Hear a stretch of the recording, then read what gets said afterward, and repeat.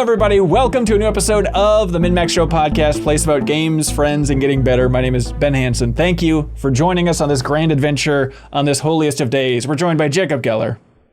Good evening. Joined by Haley McLean. Good evening. Oh, no. I couldn't think of anything. I just called Jacob. And the king of low energy, Leo Vader himself. Good morning. Yeah. Oh, a twist from my lad. Welcome on this very special episode. We're going to be talking about the game release calendar from 2024.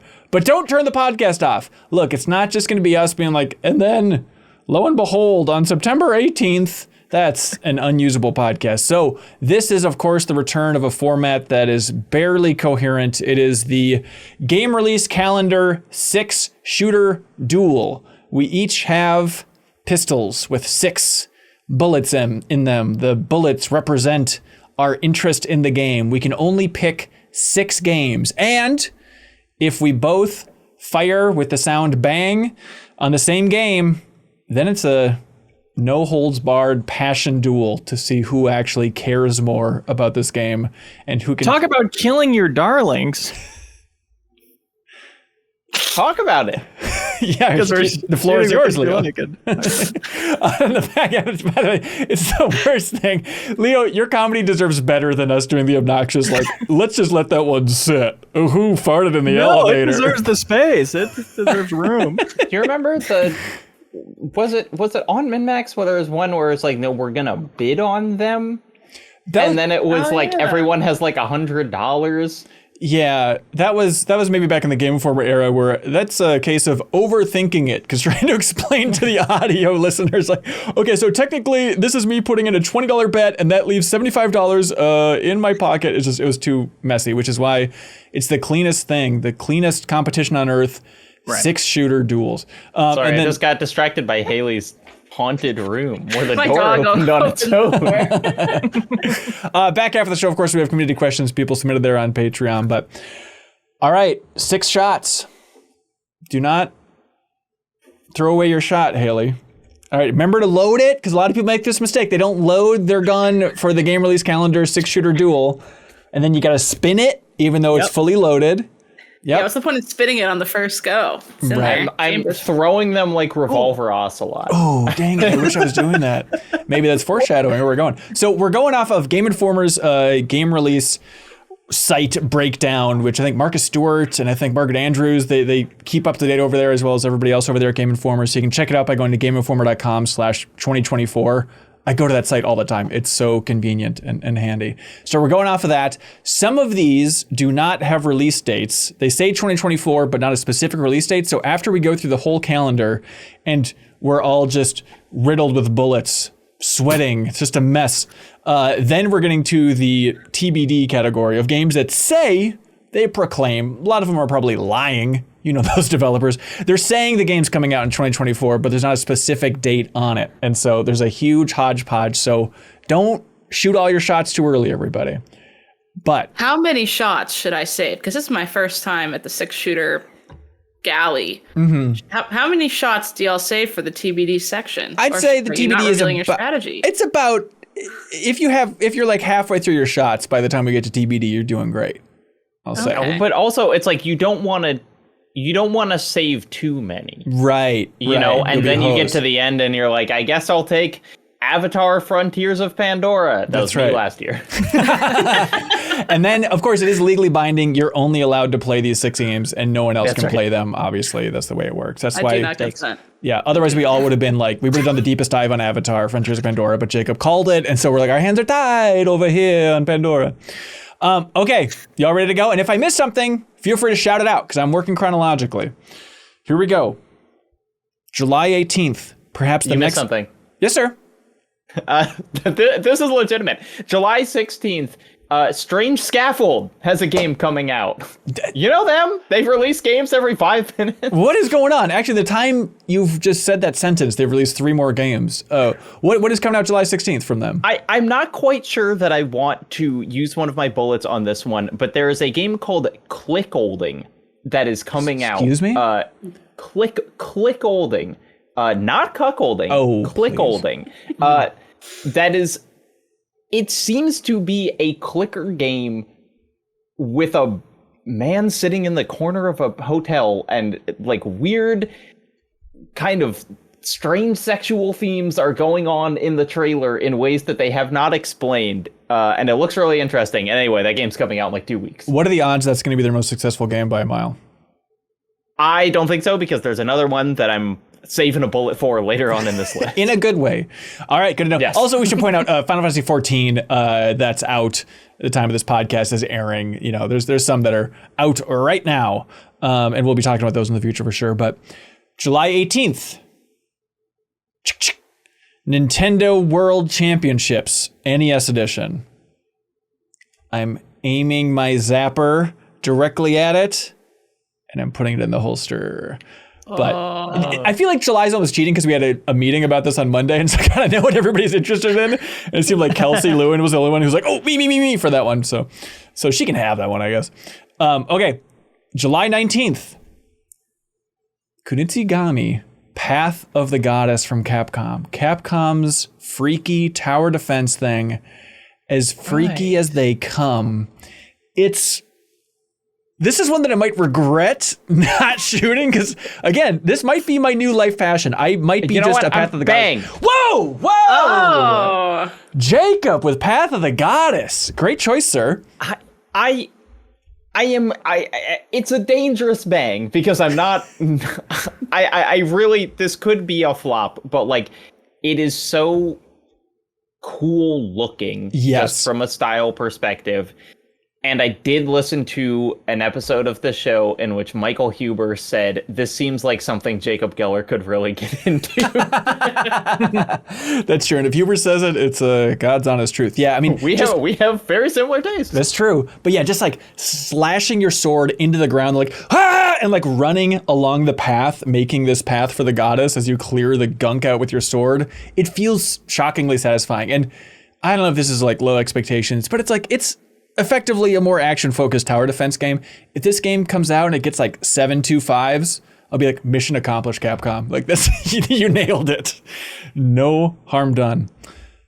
Unless you factor in July 22nd when all the harm is done, because that, of course, is the day that the that the new Denpa men are released from their cages on Nintendo Switch. The game that's kind of like Miitopia. The game that is that K-pop boy band everyone likes? Unclear. Look, I feel bad not shooting new Denpa men, but I feel like you can't claim new Denpa men. The Denpa men are for everybody. Everybody gets one man. July 25th, Frostpunk 2 coming out on PC. Yeah, I liked the first one, but I think I like different games now than I did back then. Oh, how so? Interesting. Not sure. Wouldn't quite bang it. Is it too depressing for you now? Because the whole thing is it's a city sim and you're in a post-apocalyptic world. It's very cold. You have to eat children in the first 5 minutes, that type of thing. Yeah, making really horrific decisions between two bad options to try and keep a settlement alive in the frozen wasteland. I was more depressed then than I am now. Yeah. I think it's as simple as that. Actually, also, you could potentially have another chance. Apparently, it's been delayed to September 20th. Oh! Nice. All right. Oh, so think about it. More time to think about it. Give it a Yeah, great. Plus, I don't know if it's going to do well just because of like the Frostpunk in the summer. You know, like you look at Ghostbusters Frozen Empire. Maybe if that movie came out in like December, everyone would be like, yeah, Frozen Empire, I get it. But in the summer, no one can relate to it anyway. It's just, art needs to connect is what I'm trying to say. People in Australia. People in Australia, carry Frozen Empire on your back. Okay, here we go. July 25th, A Ranger, a role puzzling adventure, I think looks very cool, where it's like a tile-based puzzle game, but it's the artist from Braid, Nick Sutner, formerly of 1UP and PlayStation. He's working on the story over there. It seems very cool. Yeah, interesting. I guess I don't... Bang! That was interactive because your camera moved and you're all I did shake the desk and scare my cat off my lap. Oh. What's going on over there, Leo?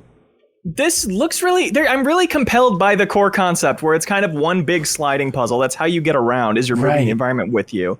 And the idea that every second of it is like part of the puzzle is really interesting. And also just for this type of puzzle of sliding things so they fit in together, I hope that this makes me really good at that in other games when I'll have to do it. That's interesting. This is like training for other video game puzzles. Yeah, you mentioned it briefly. Yeah, it's the weird idea with this game, though, where it's basically like a Rubik's Cube style thing, I suppose. Like one side of a Rubik's Cube. And then, but it's all like, it's a puzzle game where every movement is canonical with the story.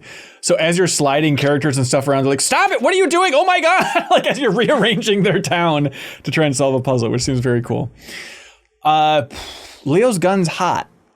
As we also say on July 25th, there's a game coming out called Earth Defense Force 6. Googling this today because Earth Defense Force 6 is also kind of already out. This is what I'm confused about. I was also Googling around. I don't understand what this is. It's for PlayStation and PC, but I was looking around online and it seems like it's not out. But is that not true? Have you guys played it? It's like you can save 10% on Earth Defense Force 6. Oh no, it's a pre-purchase. Okay. On Steam? Yeah. I love Earth Defense Force. This year, Helldivers is my Earth Defense Force. Oh, interesting. Sure. Yeah. I wonder if it's priming the pump for some people, or it might just have the opposite effect of like, we're set, we're good. Because it's like, you know, Helldivers like looks so amazing. Like the graphics and explosions are so beautiful, and I think like the kind of the atmospheric effects are like what makes that game interesting in a lot of ways. Yeah. And then EDF, which lovingly still looks like an Xbox 360 game, you know, is just like it's a very different vibe. And so I own an Earth Defense Force game, and I don't know why I need to get another one. That's weird. Yeah, I kind of feel the same way. I'm looking for what's new about this one. It just says it's got the most missions and weapons and 4 classes again. Meh. More power to it. August 8th. Oh, wait. Sorry. Another potential missed please. one. There's a sequel to Thumper coming out. What? Thrasher is coming out on July 25th. I'm not banging this one because I don't know anything about it. But, like, there is a game called Thrasher coming out. Okay. No, yeah. So the Thumper was the aggressive music rhythm game, if you remember it from years ago. I think they eventually made a VR version and stuff like that. But that is cool to have a spiritual successor to it, I suppose. And this is it is another VR game. Oh, interesting. Okay, cool. Yeah, July 25th is going to be stacked there for certain folks. August 8th, Cat Quest 3. Speaking of Michael Huber, the game obviously we're going to 100% play. Yes. I don't know if I want to shoot a bullet at it level of play, but I will be there day one. I'm also kind of hoarding my bullets on this one. I didn't make it through Cat Quest 2.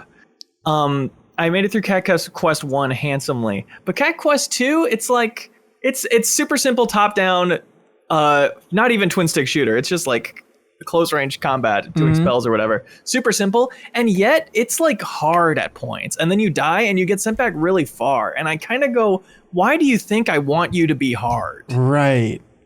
You know, what do you think I'm getting out of that? I kind of just want to be told that I'm good. It's one of those games. And I don't know which one of those Cat Quest 3 is going to be. Yeah, did they learn the lesson or are they doubling down? Like, oh, people really responded to the difficulty spike in Cat Quest 2. SteamWorld Heist 2. I have a missed one. Yes, ma'am, please. August 1st. Thank goodness you're here. Yeah. And I bang it. Jesus Christ. Okay. All right. Take it away.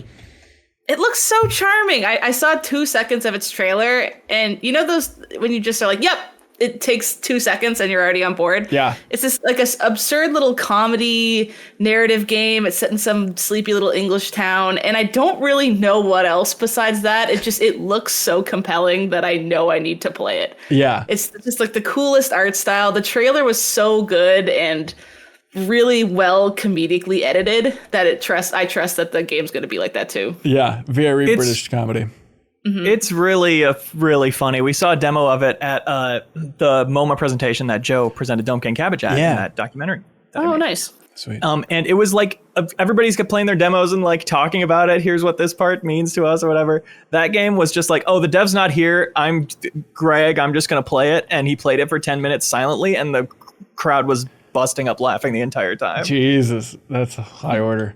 Yeah, SteamWorld Heist 2, August 8th. I'm excited It's for really it. close. Okay. Yeah. All right. We're all near the trigger. August 14th, Streets of Rogue 2. Could it be? I'm lining up my headshot. It's walking across the sidewalk at the moment, minding its own business. I blow its brains out of its head. Blow. All right. Still your most anticipated game of the year, Leo? Yes, for sure. And God, I'm just so excited to like, not just for it to be out, but for it to be out in early access and have it be being updated to be like, oh, they added this cool new thing. That was such a fun part about the first game in Steam early access. Like it really found itself, and all the patch notes were so fun. I still remember reading like those tiny characters can now go through the toilet and come out in a different toilet. And just little things being added based on community suggestions of like, shouldn't this happen? Like I'm excited for it to be a part of that process again. Yeah. I'm really like grateful that that's happening. Yeah, and like how many new avenues can they find? It's like, did we think of everything these systems can do and the community would want to do in that first game? Like, what about the ingredients in the second one will elevate people's imaginations even more? Like, it's a fun idea. Yeah, and it being so open and so like, they're always like, you can do whatever, you can start a business, start a farm, whatever. I don't know how much like economy balancing is going to have to happen, or if they're going to let things be powerful and like this is the fastest way to take over a whole city. Right. I'm curious if they'll care about that. Yeah. I'm curious if anybody here will care about August 16th. Haley, lace up those cleats. Here we go. Madden NFL 25. You got to say it. The start of the video game season right there, August 26th. And might I inform you? Oh, yes, Jacob. Sorry, was that a loud bang? No, I think you missed August 15th one. Is it I Am Your Beast? Bang! Jeez! Speedrun strats. Wow, the beast has been slain. This is seemingly another one from Strange Scaffold. That's right. I talked about this a couple weeks ago because they have a demo that may still be available because it was one of the most popular in the Steam Next Fest thing. This is Strange Scaffold, who are making a game called Click Holding as well, and made El Paso Elsewhere. But this is, spiritually, it feels very in step with Neon White because it is a first-person speedrunning game that is very specifically level-based, and the levels take less than a minute to complete, at least in the demo. And the demo just played unbelievably well. Like, I really got... At this point, based on what I know, this is the game that I most wish I had right now to play. That is like coming out this year. Jesus. It just felt amazing. And there were 4 levels in the demo and I played them repeatedly and I can't wait to have the full game. All right. Love that. Madden NFL 25. It's all yours, Jacob. Okay. Let's see. August 23rd. Concord Town, baby. PlayStation's Concord. Take me there. The first big PlayStation released on this calendar here. Now I'll say, Haley and Leo, you did raise your hand to say not too long ago, I'm interested.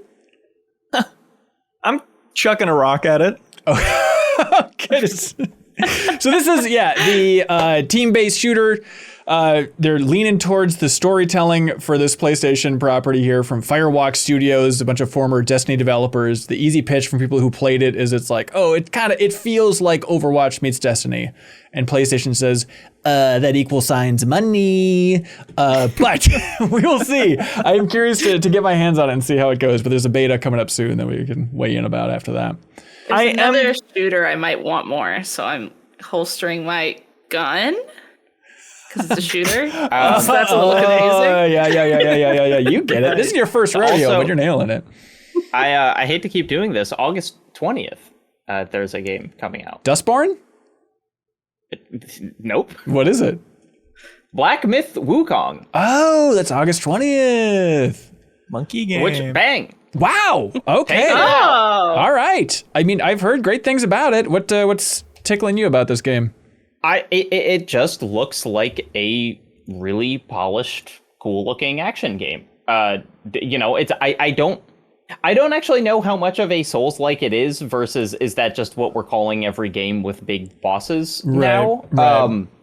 But either way, I love Souls-likes and I love other action games. This is the one where you're playing like a monkey guy. Right. And it just looks very much like you're fighting mythical creatures.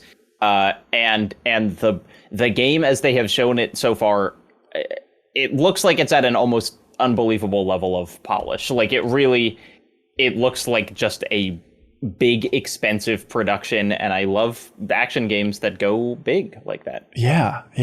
I always get it confused in my mind with Phantom Blade Zero. Like, I think it's probably some region where it's developed, where I just have that in my mind. Like, okay, it's the Chinese/Korean developed Souls-like games. There's kind of like an umbrella has now. Monkey. This one's the monkey one. Got it. Monkey one. Yeah. This one doesn't have a monkey, but it has a cute little alien. August 30th, Star Wars Outlaws from Ubisoft. As we all know, the first open world Star Wars game. And I don't care how many times they say it, it'll still make everyone look up at the ceiling for a couple seconds and be like, maybe, I guess. I've got this strong urge to shoot this thing, but it's also been a while since an Ubi game and an Ubi game like this has hit for me. I don't know. Yeah, what do you think the last one was? God, I mean, if Watch Dogs Legion kind of hit. Right, okay. And I don't think anything since that was then. a while ago. Yeah, it was. 20. Well, it was my fault for 18? taking Avatar Frontiers of Pandora. So Yeah, we you're right. couldn't play it. Yeah, same Right. developer. I mean, I did try that one for a good few hours, and it's like they are just at a certain level of bloat, of crafting and size and like wideness of activities without really feeling like anything special is happening when I do them. You know, I kind of needed this to be a change up and maybe a reduction. But even then, Assassin's Creed Mirage didn't hit for me. Right. And that was absolutely a big reduction, a balsamic reduction. Yeah, with Outlaws, I mean, it's interesting that, you know, it's a fun message to have spread around the internet, everybody being like, the developers are saying this is only going to be like 40 hours. And people are celebrating like it's the end of Return of the Jedi around all the planets around, you know? It's like, yeah, they did it. So I played like an hour of this at SGF. I had a very fine time. Like, you know, it's tough. I think they're trying to make it so narrative focused. I think starting from the beginning and getting a better sense of Kay Vess, the character and all that stuff, I feel like might be a better way to go than just kind of, here's a slice of 3 different styles of gameplay. And everyone, you're like, okay, yeah, you're kind of uncharting around this old ship. I think I got that idea. But yeah, I kind of want to get a better feel of just the overall flow and what you're doing here. But You can go loud or sneak around. that is true. Oh, something cool about Star Wars Outlaws that I haven't seen another game like this, but correct me if I'm wrong. But for the space combat, they show you like a little reticle in space where you should be aiming your ship blasters towards in order to hit the ship that you're trying to fire at to account for the speed and the differential and all that stuff. Yeah, that was in Star Wars Squadrons, I think. Oh, was it? Okay. I don't want to be shitty. That's in a lot of games. I feel like that's even. I feel like they had that in like Starfield. Oh, really? All right. Well, Yeah. Oh yeah, that might be work. That game sucks. Never mind. You hear us, Bethesda? We're not scared I'm shooting of you. Ben. Just shoot my tongue out, I'm also please. shooting Ben. All right, I'll write it down twice. All right, August 29th, Visions of Mana. The big new Mana game. It's been a very long time since the new Mana game came out. It looks like it'll be a fine time. Your bullets for? I've bepped it out a little bit. There's stuff coming up. I know it feels like I've just got pockets full of bullets. I feel like frickin' Bullet Town over here, Jacob, but I got a plan. And I would consider Visions of Mana, but not today. Star Killer in Backstage Pass chat points out the bullet leading thing was in Lego Star Wars as well. And Neil says No Man's Sky also. Is it really a No Man's Sky? Oh, man. All right. Never mind, everybody. Cancel your Patreon subscription, please. I like how you're just like, there's something I like, and we're like, shut up. It's in lots of other stuff. You like that wrong. I like in this game you can jump. September 4th. September 4th, releasing on the old Xbox console and PC, Age of Mythology Retold. You don't bang this. I banged everything I had. Bullets. Yeah, I know I shouldn't have shot 6 bullets at Age of Mythology Retold, but it seemed like the safer Fan route. the hammer. Yeah, I'm super excited for this. It's like, look, it's one of my favorite games of all time. it's an RTS, obviously. I just want that resurgence with my friend group. This will be a mission accomplished if I have 3 evenings of playing this old RTS again with my friends and having just a glimmer of, you guys remember 2003? That was pretty cool. Like, that's all I'm looking for here. But I do think, I'd like to try and get at least somebody else from the MinnMax crew into it to try and indoctrinate them into that idea of, who do you think? Who's most likely? Leo, I feel like you could. You're not allergic to RTS games. I kind of might be. Oh, okay. I didn't want to talk about it publicly. Damn it. I don't know. I would love to New Show Plus you walking me through it, though. Yeah, or like maybe I still think there's a chance for Sarah that we could lure her in. She likes. I was gonna say maybe. Yeah. She likes building little cities. You know, she's played a lot of competitive PC games in the past. Like, if there was a glimmer of her getting into, you know, think like mythology is too nerdy? I think it might be. I don't care about Greek gods. Here's my best path. If Give them long hair. Give them long hair. Make them beautiful. Them. Yeah. I think that is the secret. No, Leo will politely nod through a stream. It'd be fun to try and recruit somebody like Jill Grote, who's like really into mythology, and be like, look, you can make all these different mythologies fight each other. Isn't that cool? And try and convince her that there's an educational aspect to Age of Mythology, but it's going to be fun. Like, the god powers in this game are so over the top and silly. Even if you don't like RTS games, because you're like, oh, stupid soldier guys coming out of barracks. Like, okay, sure, there's that. But at the same time, you're also like unleashing tornadoes that just take up entire towns, or meteors flying from the sky. You're summoning like titans that are just like huge beasts that rise out of the ground, and there's a beast to take down. It's got some really big swings in it. It's a very flashy RTS, especially for the early 2000s era here. Stalker 2, Heart of Chernobyl, September 5th. Bang. Oh! Suppressed shot. Bang. Wow, coming out of the shadows. I'll be damned, Leo. Stalker 2, Heart of Chernobyl, as it's listed in Game Informer's last 5 articles that about is how it's spelled. I think it is, yeah. It's not in the poster. Oh, really? I thought their angle was like, everybody in the West gets it wrong. We're trying to like make it correct here. Okay, but respect. on their website it is spelled. But I see that poster and I weird. Yeah, this website. On their website is spelled Chernobyl. That's odd. Look, the Xbox thumbnail calls it Chernobyl, but then everywhere else Chernobyl. All right, Leo. Well, it's a Pokemon Red Blue thing. I'll probably get Chernobyl. The way Chernobyl sounds like a Pokemon. Yeah, totally. This is like reverse Frostpunk. I'm into this type of game way more now than I was when I would have played Stalker. Immersive sim, kind of punishing, it seems. I don't know, atmospheric, immersive. I was really tempted by this one because Stalker 1 has a reputation, I feel like almost like Fallout New Vegas, but way more so, which is people are like, look, it sucks to like play the game, but if you can get past that, it is one of the most interesting and kind of like engaging games ever made. And I've always been, I'm like, should I go back? Should I like download the quality of life mods and play Stalker 1? Yeah. But I'm hoping that Stalker 2 just makes it kind of redundant and I can just start here and like experience it. Yeah. But I can't because Leo banged it. Yeah, it's a shame. Right. Maybe Noah Caldwell Gervais will do it. I feel like that's got to be a matter of time. Yeah. Ace Attorney Investigations Collection, September 6th. Haley, might I remind you under oath, you are a lawyer. You're kind of obligated to bang this with your gavel, as all lawyers have. No. Okay. That's that. You know what? Weird assumption. All lawyers like Phoenix Wright games. What? That's really biased of you. Hey, really whoa. mean. All right, we'll cut this out of the podcast. That's the meanest thing anyone's ever said about a lawyer. All right, September 6th, Astrobot. Bang. Oh, hang on. We got our first duel here? We got our first duel. Oh, my God. Haley McLean, Astrobot. Proclaim your Astrobot history, ma'am. I freaking love Astrobot. I even played the VR one that would be hard to play because the PSVR is hard to plug in. And I don't like plugging it in, but I did for that game, and it was fantastic. And I even got my father to play that, and he got nauseous, but he said very cool.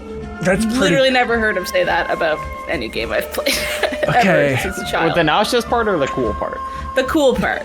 Here's okay. Maybe nauseous too, now that I think about it. No, you're right. Look, I played the VR game, loved it dearly. I did get to play it in the Game Informer office. I didn't have to buy a PSVR. I think I did bring it home and forced other people to play it. Not a relative, just like some stupid old friends, you know? So I feel like getting the dad going that length, that's something. That means something. I also invited my friend Michael Reno to come over and play it too, because I knew he'd like it. And then I also played the other one, and I would listen to the soundtrack while I worked, and especially the GPU song from the level where you're running through the GPU. Haley, didn't you say that like you and your partner like sing the GPU song to each other? Ben, I feel like unless you've got a story like that, it feels like that sways it in Haley's direction. Haley, what's Astrobot's origin? He's a robot. No, he not was built. Damn it. They used the GPU. God, you got me. No, but I was just thinking recently about like the weird start of my love with Astrobot, and it's the right when PS4 launched. Do you remember they had like, hey, you can watch Ustream, and they had the Playroom, which is technically where Astrobot got his start. And so my friend Jesse and I, we would watch so many just weird streams because people would just like stream their living rooms with PS4 and the PS4 camera and stuff. And the only way you could do that is if you booted up Playroom, because the whole thing was like, oh, you're playing with Astrobot, and it's like he's in your room with you. And so all it would be like they would use that and launch it. So it'd just be like Astrobot just like idle in the corner as people are just like ripping bong loads and stuff and streaming themselves on the PS4. And like that, I'm curious to see if any of that is still live. Because my friend and I, we would just like watch those in awe of like, how is Sony allowing this? Because we saw a lot of nudity, like more than 3 instances of nudity on the PS4 streams with Astrobot just giving a thumbs up in the background the whole time. It's a weird raunchy origin for this little guy. I think we have to cancel Astrobot. Yeah, he didn't stop anybody from obscene drug use. So that's a good story too. Bong loads? Yeah. They were doing weed. It was crazy. It was crazy, and Astrobot was watching it, Leo. He said nothing. Let's see. Haley. That feels pretty close. That's a really good anecdote story too. And I feel like you and I both also squeal with delight every time we see a new when we saw the trailer for it. We squealed. We duo squealed. Crowboy says Haley's story is wholesome. Ben's is full of drugs and nudity. All right, Jacob, Leo, you decide who gets it. It's like, I feel bad for Ben. Is he going to have other stuff? It's a great question. That's a great question. I think he's got I've other only stuff. banged one thing Oh, actually, so far. there's one coming out like 2 weeks later. Backstage pass chat is unanimous for Haley. I'll go with them. All right. Yeah, well, of course they're gonna she's a more likable person. This isn't fair. All right, Haley, you can take Astrobot out of my cold, dead hands. Oh, that feels terrible. Hold his cold little robot body in mine. Yuck. Thank you. You better love him, damn it. I will love him. Ben, because I care about you, I'll let you have Warhammer 40,000 Space Marine 2 for free. Hey man, I like Space Marine, that first game. I didn't think it would be up my alley, but I'm a defender of that first game, and so I'm interested in this one. Wild Bastards, September 12th. Bang. That felt Leo-ish. This is the Void Bastards sequel. Bastards? Or is this the Wild Hogs video game? Yeah, but finally for grown-ups. Okay.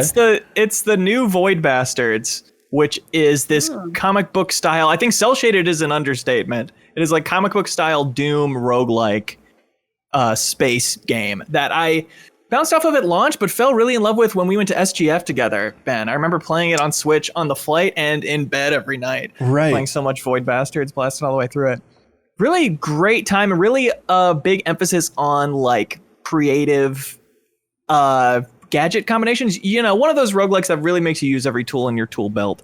And it being in a Western setting, that's a setting I enjoy as much or more as space. So I'm really excited about that. Yeah, that'll be cool. Especially with the Steam Deck, so it'll be 60 frames this time. Sweet. Demon School, September 13th. Shout out to Jenna Stieber, the game she's working on. Demon School there. Seems cool. strategy, demons in a school. Funko Fusion, September 13th. All you fans of the thing out there, you better bang right now. Shoulder-mounted rocket launcher. Are you really claiming it, Leo? That's, well, with a different gun. That doesn't use my bullets. No, he was just blowing it up so no one. Okay, all right, sorry. September 18th, UFO 50. Bang. Yeah, I Go ahead. All take right, it. all right. I'll take it. This is Derek Yu, the Spelunky creator of the game that has been in the works for a very long time. I know Jeff was looking forward to it, but it's a shame that he won't be able to play it. The whole idea is it's 50 games for the price of one. And the idea is it's an old fake console from UFO Soft. And it's like, okay, it's every game released on this fictional console from the late 80s to early 90s. So it's kind of like an NES compilation thing, but they're all original games from a bunch of different indie developers that have all made really ambitious, big, weird games. Apparently, like the RPG that's kind of like Dragon Quest that's packed in here is like dozens and dozens of hours long. That's crazy. Yeah, I'm hoping for, and I don't like this. Surely there's going to be a bunch of secrets in here, right? And I'm hoping, my highest hopes is that there's some subtle storyline that you can glean about this fictional company making all these different games that you see like tidbits of in the credits and stuff. I think it'd be a really cool avenue for storytelling and like a compilation for a fake console like this. Yeah, I'm really hoping there's some layers like that too. Yeah. It's cool that half of the games are multiplayer in it. Yeah. Yep. That's absolutely. a really cool big swing. This one, September 19th, Dead Rising Deluxe Remaster. I'm really tempted. Me too. What's your all experience with the first Dead Rising? I've tried to play Dead Rising multiple times because I love the concept of it so much, and I always get stopped about 2 hours in by a combination of the controls and the like ally AI and the save system. Right. Like it is really, there are some parts of it that are kind of aggressively anti-player in a way that I find really interesting, but then it just kind of sucks to move around in that game, and like there is no checkpoint system, and so every time you save you have to like find a bathroom in the mall and whatever, and just like things like that have always stopped me. But like I've always wanted to play Dead Rising, and this seems like the opportunity to do so. Yeah, I am so grateful I played it at the time, because so much of what's clunky about it is hard to go back to. But like, for what was great about it, we easily carried it at the time. I played it over and over and over again. It was, probably like 7 hours to play through the whole 72-hour game. And then you could restart with keep your level and everything, go for different endings. And I would be doing that on my console, doing it on friends' consoles. I slept over to a friend's house and I was like, let me just play through Dead Rising for you once. So you can start it at like level 30 and I can do all the hard stuff. It's because it had such an immaculate vibe. The being in the mall with zombies in it. Remember? Yeah. That was truly just so special. It just captured my imagination in such a strong way. And I've gone back to it a few times since then, never beaten it, but this is never re-beaten it. But this is, I'm going to be doing that unless somebody shoots it. And it was the scathing satire that really grabbed you as a kid, you think? The comedy was a 10 out of 10. Mm-hmm. The music, honestly, really good. And just like, the vibe, the throwback movie vibe. It's still not like anything else. It's crazy. It's a hell of a game. Even not like the sequels. Yeah, the sequels seem to kind of have smoothed off some of that weirdness, which maybe the remaster will do too. Also, one of my all-time favorite game covers.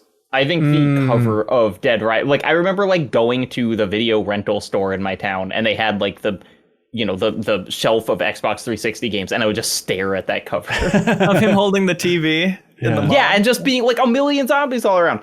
That being said, I'm not shooting it. I'm also not shooting it, but by God, I'm looking forward to playing that thing. But I guess I won't be able to. Play, yeah, it's a shame. It's a shame. What would you have said, Leo? Ripping a bong? Taking a bong load?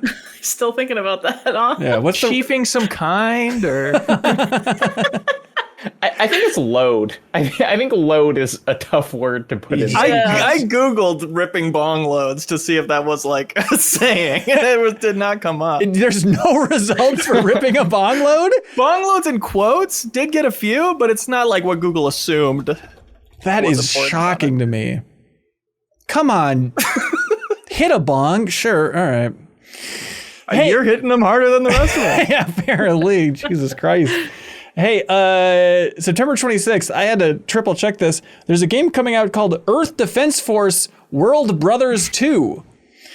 This is the voxel graphics spin-off of EDF.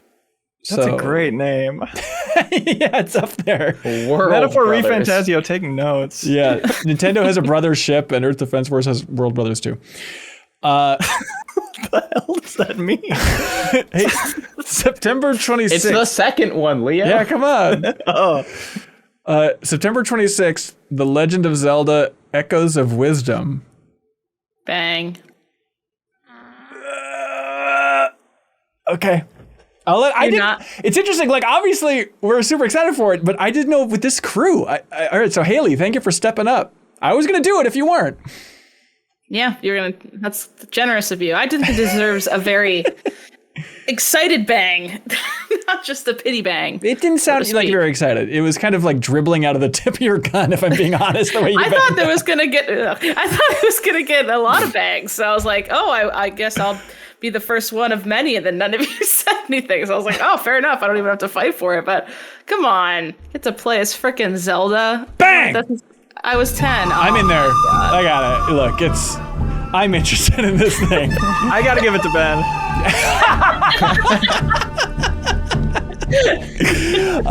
Haley, did you play the Link's Awakening remake?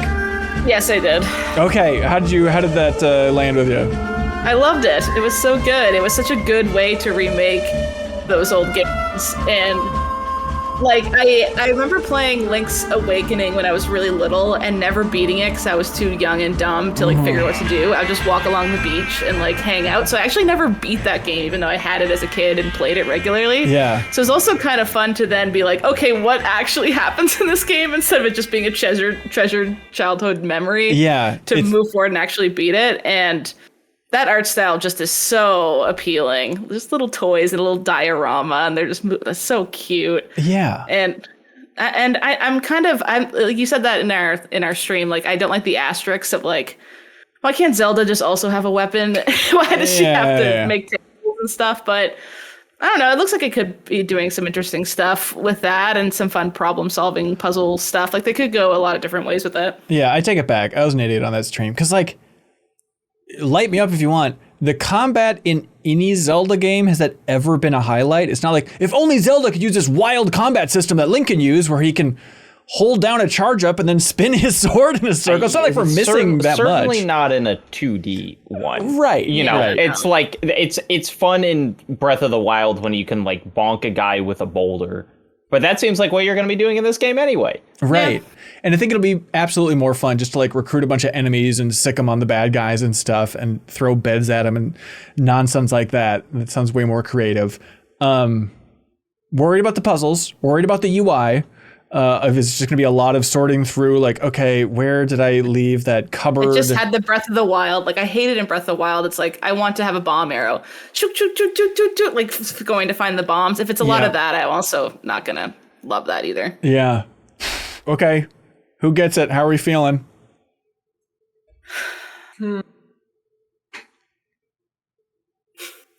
Don't look at chat. They can't help you here. Last year we had chat mainly decide. Yeah, but it's worse for audio listeners, I think. Chat is on your side, if anything. Yeah, but it took like 30 seconds for Ben to take his gun out. That's true. It's kind of the hallmark. In a duel situation, he did lose. He was killed. Yeah, I'll concede this one to Haley. You can have this one, Haley, since I was a late dueler. Late to the draw. Late to the draw. Okay, just for a recap of where everybody's at. Haley, you have 3 shots left because your shots are, thank goodness you're here, Astrobot and Zelda. God damn it. Haley's Pretty winning good. by a mile. I'm pretty stuck Absolutely not fair. right now. Yeah, I should have fought harder for Astrobot. Jacob, you have Path of the Goddess, and you have some game called Knitsugami. That's interesting. You have I Am Your Beast, and you have Black Myth Wukong. You're also at 3 shots left. Leo, you actually dropped your gun on the floor and it went off 3 times and you're out of shots at this point. No, you have A Ranger, a role-playing adventure, Streets of Rogue 2, Stalker 2, and Wild Bastards, otherwise known as Void Bastards 2. So you have 2 shots left. I have Age of Mythology Retold and UFO 50. Somehow reading that out loud has put 5 years onto my age. I feel like that those are the 2 games I really wanted. Okay. All right. So I got the most shots left here. So everyone be warned. Sorry, this is just really making me laugh. The Newt said it back to his chat to our last debate, weak arguments. I just think that's really funny. You guys don't want it enough. Neither of us should get it. Kyle, It's kind of like, it's Zelda. You know it's going to be good. And that's what both of you landed on. Pretty much. Yeah. All right. We got October 8th, Silent Hill 2. The remake of Silent Hill 2. Now, this is an interesting one for several reasons. Is no one banging Silent Hill 2? Too scary for me. Now, Jacob, you're not even banging Silent Hill 2. That's bold territory for you. Hands are tied. I got Silent Hill 2, the original one of my favorite games. Wow. All right. October 11th, we have, surely this is a typo, am I right, guys? Metaphor ReFantazio. Leo's favorite game name, Back from the Dead. It's actually a great name. It's actually really good. It's actually really good. Obviously, it's from the Persona team, the kind of leads of Persona 5. It's their next big project. Guaranteed a 97 on Metacritic. Guaranteed Kelsey will be screaming from the rooftops about it. Guaranteed none of us are jumping on it. This is one of those, like, look, it would feel... I'm like mildly interested. It would feel selfish for me to bang this game when there are some people who will just enjoy it so much who are not me. Don't take it from Kelsey. Yeah, these episodes would be better if we had everybody on them, but I don't know if it's practical, but that would be interesting. And we had real guns. Yeah, smart. Honestly, 6 bullets might make more sense. It's feeling low. It's feeling like we need 1911s. October 17th. Hang on, let me get that. What's a 1911? That's a gun with more bullets, a pistol with more bullets. Thanks. Hey, October 17th, Super Mario Party Jamboree. The party starts here. You skipped one. All right, what do you got? Life is Strange Double Exposure on October 15th. Oh. How did I miss that? Game Informer has that later. It does. It has it on October 29th. Oh, I looked it up. I thought it was the 15th. Maybe I'm sure you're right, Haley. So you're just Google saying says 29th. Oh, but then it says 15th as well. Impossible to know. Impossible to know. It's a double exposure situation. There's 2 different dates that are coming through in the picture at the same time. Haley, you mumbled out the name of this game. Is that all you're doing for this game? Wow. Did you bang so loud that you were cut out in Discord? Bang! Oh my God. All right. Double exposure. There we go. What if you played through this game, Haley, and you didn't cry? I haven't cried in any other Life is Strange. Oh, really? I'm a tough lass. I just really like these games. Jesus. All right. I thought if it's not bringing the emotion. Crying isn't weak. It's okay, Haley. Okay, Leo. Yeah, sure.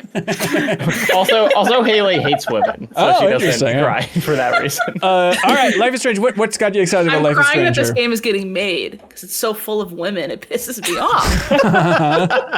Welcome back to Game Query. When I saw this trailer and I realized what it was, I was just, I can't wait. I'm so excited. I liked Life is Strange too. I didn't mind the what's the color? The one called the color one. True Colors. True Colors. I liked it. It wasn't my favorite. I just really loved that first one. That first one really is stuck in my brain for a long time. So the fact that we get to keep that going with Max again, who I really liked as a protagonist, is just really exciting. Yeah. I'm curious to see how it stacks up to True Colors because I enjoyed that. I enjoyed that game for a bit.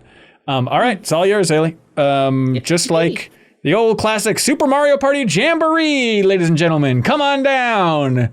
Dun, dun, dun, dun, dun. Bang. Whoa, Leo for a jamboree. I don't know how much I've expressed it, but God, those Switch Mario parties are great. Wow. That's some of the most fun that's been had Whoa, gaming. hang on. Haley, was that a bang as well? Yeah. Whoa, the late bang, the patented maneuver. I'm spitting in my spittoon. All right, P Long. Let's see what you got. Okay. This one is the 20-player mode. That's almost like Fall Guy. Right. Yeah, They're getting that was kind of crazy. nutty with it. Is that on one console or is that only online? No, that's Online. only online. Online. Yeah. Because You have the to have previous 10 Mario Party, you toy could concepts. connect 2 Switches, right? Oh, there was something with that. Yeah. I forgot Yeah, about there that. was. Yeah. Right. Here's the tough thing is I feel like Haley is the type of person who's gathering around half of Nova Scotia on a bi-monthly basis to come play Mario Party and like have Mario Party themed drinks in her house and stuff, and like that's a jamboree. Leo, you playing with your lovely fiance twice and then saying that was fun. That's no jamboree, if I may. I've played the last 2 New Year's Eves Oh, when we've had company over. That's a special occasion. that's pretty good. That's extra weight. Yep. And it's been a hit. You know, I gotta give it to them. That's a great game for people who don't play a ton of games. Yeah. True. Everything is super readable, and people have a good chance of winning different ones, especially when you're like changing up who's on what team. It's a great party game. And you know what? It's not fair, and that's good, because that pisses off the most annoying people to play with. Yep. I like becoming the villain in Mario Party, and my friends have all made me be the person who becomes the villain, to the point that I'm pretending to be mad because I know they all really love it when I'm like the one everyone's trying to fight against. And I'll give it to Leo because I have other ones that I could potentially want more. I do really want this one, but Uh-huh. Okay. Leo now you're doesn't dropping your want it pistol. because I'm giving it up. Look, he doesn't even want it anymore. He's like, Yeah. it's not I cool. wanted to earn it fairly. Yeah, Haley's just picking the bullet up off the ground and ramming it into her own chest, which seems like an odd strategy for a duel, but I guess that's fine. I was gonna give it to Leo because I feel like New Year's Eve is a special time for games. Right. And if Mario Party is 2 of those. Now here's my question.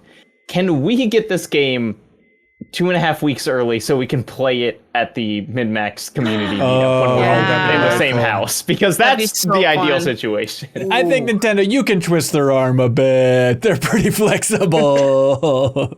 They love giving us chill codes vibe. specifically. Nintendo always it's sends us good, codes it's for good. things. We get one code at launch and they say, "Be grateful, you scum," and we kiss the ring and move on.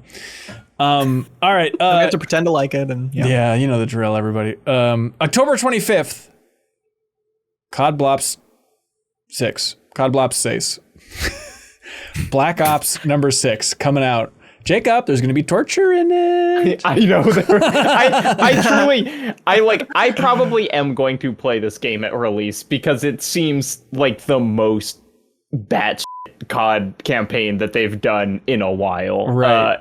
I'm sure it will be another ontologically evil game, but like I am interested, but not enough to spend one of my bullets on it. I would. Bang. Whoa! Let's Haley! go. I want to play Black Ops 6 a lot. Wow, a lot. Haley wants to experience killing Saddam in that campaign or whatever you're gonna do. I want to experience American culture, and this is the only way I Yeah. can think to. Okay, what's no?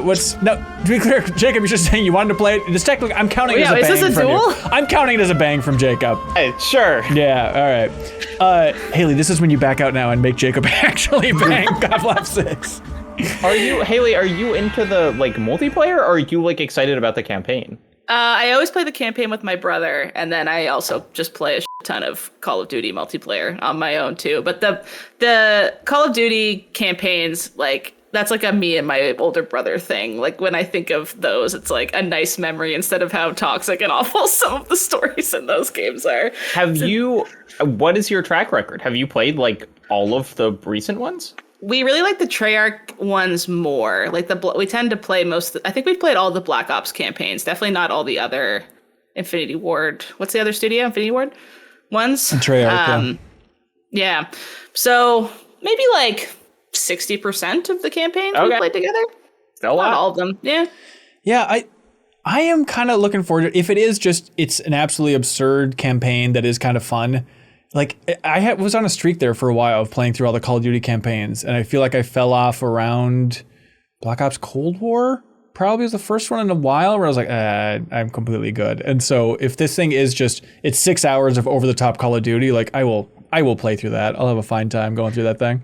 Sorry, you won't, because Haley. Oh, yeah. Oh, I'm sorry. Yeah, I'm sorry. play What was it. I thinking? What was I thinking? That casino mission that they were showing off at the Xbox thing looked really not what they usually do and fun. It kind of reminded me of like the old 007 missions from when I was a kid, where you'd sneak in the carriage and go in and have to be in the party. I want Call of Duty to do more stuff like that, not just shoot the people in another country you're at. It's like, okay, right. Call of Duty. Haley, you only got one shot left. I know. Leo, you One also. of them's Black Ops 6. Yeah. Leo, you only got one shot left as well. Jacob, you have Spinning 3. the chamber again. And I got 4 left here. And of course, the next one. Oh, God. Jacob, I just don't know how much you're going to put up a fight for some of these later on. So I'm really torn about some of these. Mario and Luigi Brothership coming out on Switch November 7th. It's going to be a delight. It's going to be a delight. I would bang this if Nintendo gave the developers the dignity of revealing who they are and who is actually developing this. I hate that they do that. That's so annoying. And I will leave the podcast unnamed, but I was hearing some podcasts be like, well, what does it matter anyway? Like, why should they? And it's like, what? For a more informed consumer choice. Like, it's hugely important to know My who's games developing. are made by Magic. Right, it's an odd take. People get credit for their years of work. Well, they'll get credit in the credits, Leo. So you'll Which see it everyone plays to the end of every game and watches the credits. And We you know sit Those that. back. are two things that happen. That's right. Only in Smash Bros. Where you can destroy all the credits with your punches. Good stuff. Or Assassin's Creed 2. I watched somebody play the end of that. I forgot you run around during the credits and you do a fight as Desmond. Oh, that's excellent. Wow, As the sick. credits are rolling, kind of cool. That's right. November 8th. Slitterhead. Bang! Oh, I've been slittered in the head. Hate that verb. Yeah, sorry. Jacob, this game looks nasty. I'm so excited for this.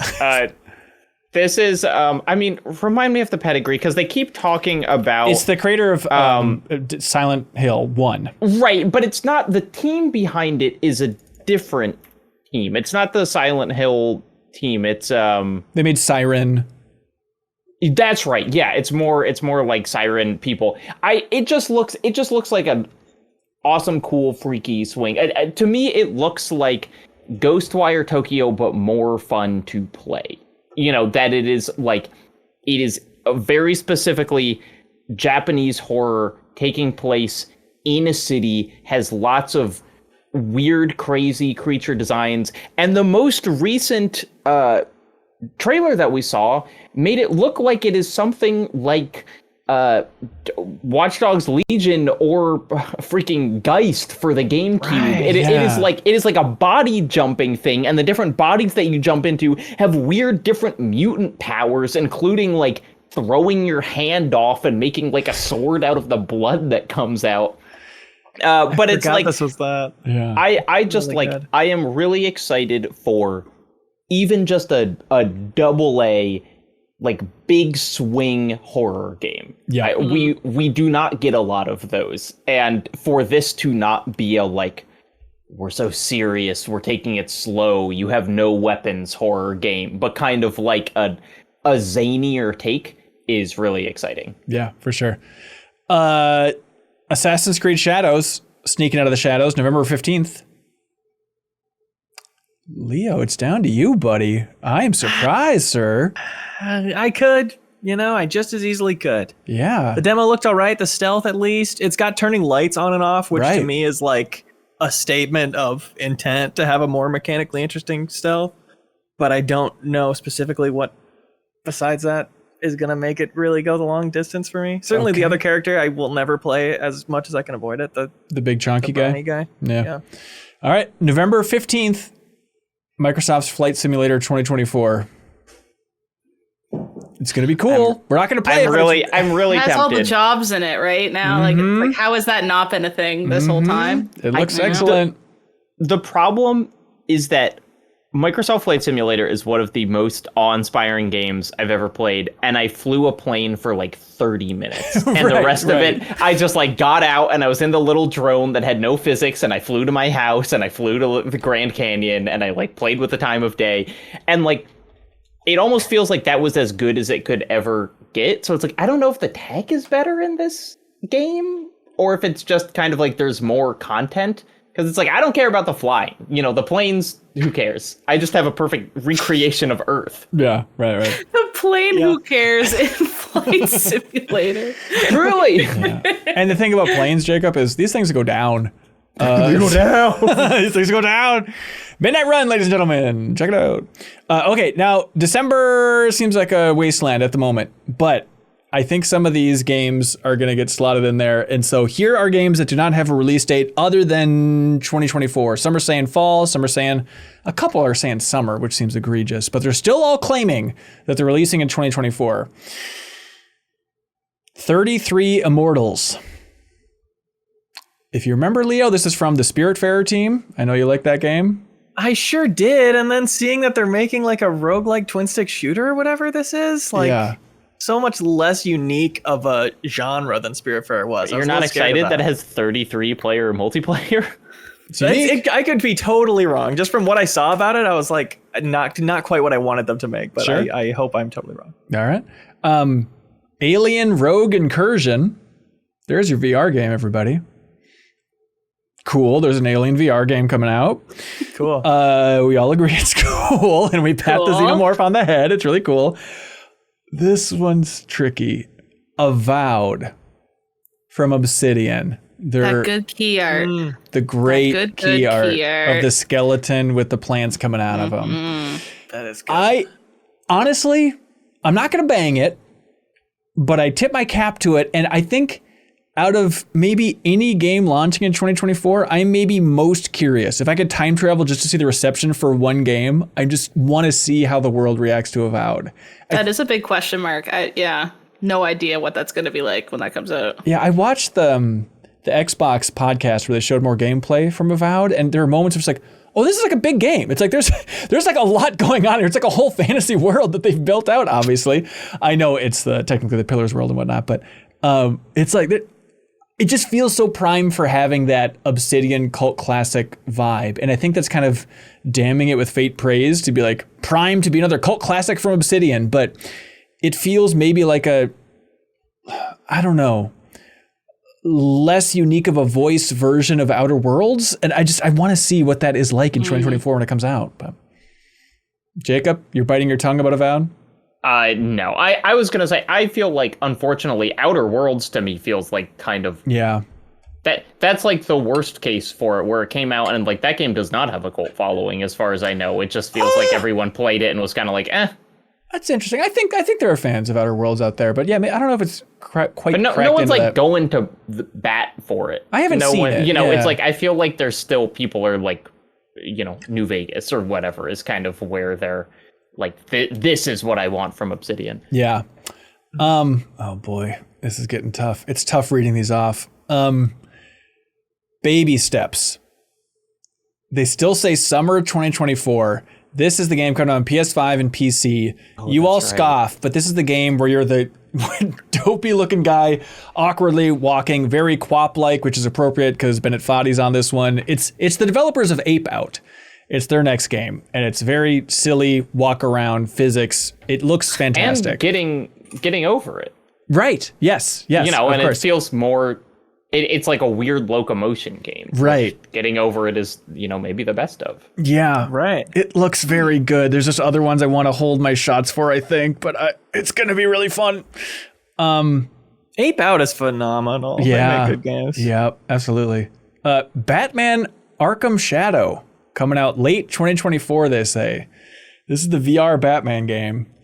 I really do want to play it. I'm eager to have that big, beefy VR experience, and I really am interested in Camouflage after listening to their podcast for years and years and years as a developer. But Am I crazy in thinking that there was a Batman VR game that came out like 5 years ago?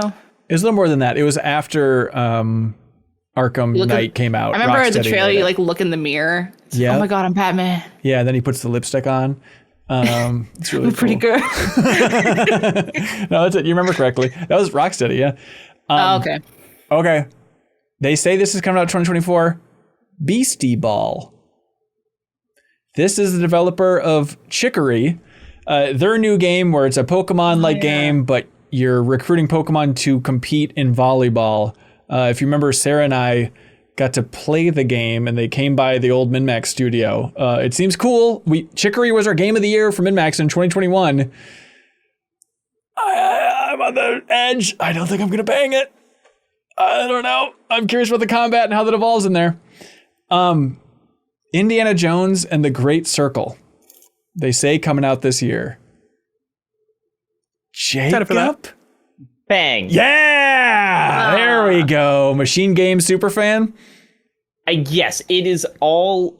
I have very little excitement for the Indiana Jones property in a video game, but I love machine games and I love their single player campaigns. These are the new Wolfenstein people, most relevant to me. And so if they can bring that level of interesting level design and compelling character writing to a game, I'm just like, would I rather this was a Wolfenstein game? Yeah, but like the fact that it is them doing a story-heavy single-player game has me excited. Yeah. Did you all watch Kyle Bossman's delayed input where he broke down the cutscene that they showed during SGF for this game? It's one of the things I love about Mr. Kyle Bossman over there. His YouTube channel has been really good this last season, covering the SGF stuff. But he was just like, something was off about this cutscene. So I broke it all down and just the geography does not make sense. And he's like tracks shot by shot, like all the things that are missing and how like boxes are sliding. Then the next shot, boxes just disappear. It's like, who watching that trailer is like tracking the objects and where they're moving to shot to shot? It's a level of detail that we could only dare to aspire to. All right. Jackbox Naughty Pack releasing in 2024. M-rated. M-rated. Finally, you can write the word penis in a Jackbox game. But You could always do that. What? I mean, what? Really? That's crazy. Didn't know you could do that. All right. No one will get to see how naughty it is, apparently. I'm so curious what that is like. Another one that I really considered, but I don't think I'm quite there. Hyper Light Breaker. Oh, yeah. Is theoretically coming out this year, which is the open world roguelike where they are generating a new open world for every run, which I have to be honest sounds like a terrible like gameplay experience, but like the studio is so interesting and I don't think that they would make a game that wasn't fun, you know? And so it's like, I'm not really interested in the pitch, but like I do really like Heart Machine and I think they've made fun and interesting games. So I'm curious about it, but it is more a curious than like a rabid excitement for me. Right. It doesn't compare to John Carpenter's Toxic Commando, which they say is still coming out 2024. It was eerily silent during the SGF season. I'm curious to see what's going on with this game. I checked their Twitter account to be like, is there any tease of what they're doing and if there's an updated release date? And they're really pushing on their Twitter account a bunch of comic book tie-ins to John Carpenter's Toxic Commando, which you might scoff at, but might I tell you that they're called Rise of the Sludge God. So it seems pretty good to have a Sludge God comic book series. All right. Kingdom Come Deliverance 2. Kingdom Don't Come On In This House. Lego Horizon Adventures. Oh, you did miss one. Yeah. Kingmakers, I am excited for. Oh, what is that's Kingmakers right. again? You know what Kingmakers Is that the weird time travel thing? Yes. Oh. Our giant medieval armies fighting while you, the one guy from the future with regular guns and grenades and a motorcycle, is carving through them. That's hilarious. That's perfect. But did one bullet travel back in time? Hold on. Click. Oh. When I spun it, I put the bullet in the wrong thing. Yeah, it happens all the time. It's all right. But like fully destructible buildings too. Yeah. Like the gameplay looks more than just the gimmick potentially. You're telling me. Bang. Yeah. Wait. Are you serious, Jacob? I know I'm leaving some big stuff on the table. You just cleared the path for me, buddy. No. You plowed the road. Look, I wasn't looking forward to fighting with you, but maybe that would make a more compelling podcast if we were fighting. All right, no, I'll gobble this up. All right, Kingmakers, you just want to go back in time and kill a bunch of knights with a SUV or something. I think that game looks really, really fun. Yeah, yes, you're right. And of like all the trailers, it's just the immediate, yes, that will be fun no matter what. Lego Horizon Adventures. Is that the one where Aloy eats a hot dog? Yeah, it's like she goes up against Kobayashi. It's a pretty sweet game. It's something we didn't talk about when I previewed this game at SGF and had a solid time with it. I'm not going to bang it, but I do think it's cool that they brought the cast back from Horizon to like do the VO for this game. So you get like Ashley Birch, who's so freaking funny, and now she gets to be like wacky and silly version of Aloy. And it's like, maybe it's obvious, but I just love that idea that they're not recasting it for somebody else. Like, no, let's just get Aloy to come in and just give a completely different performance, like almost unrecognizably the Aloy that you know from before, but it's still technically the same talented voice actor. So I'm excited for the VO at least. If I could bang the VO in Lego Horizon Adventures, I would do that, but that's not an option. This must be a mistake. What's this doing on here? Marvel vs. Capcom Fighting Collection. Bang! Call me Captain Commando, because I'm banging this sucker. And I'm realizing it's another old ass game in my roster. But god damn it. Not beating the old allegation. Damn it. I am so excited for this. And it's so dorky to have like one of my most anticipated games of 2024 to be the training room in the console version of Marvel vs. Capcom 2, but like I want that so badly. I want to sit at home with the Steam version of this game and my fight sticks and just like practice combos in Marvel vs. Capcom 2. Just so you can like beat your nephews better? That's exactly it. That's exactly it. Oh my god. I was at I went to Summer Games Done Quick in Minneapolis here, because it's the big thing happening. It's going on right now on Twitch. You can tune in and donate for a good cause there, Doctors Without Borders.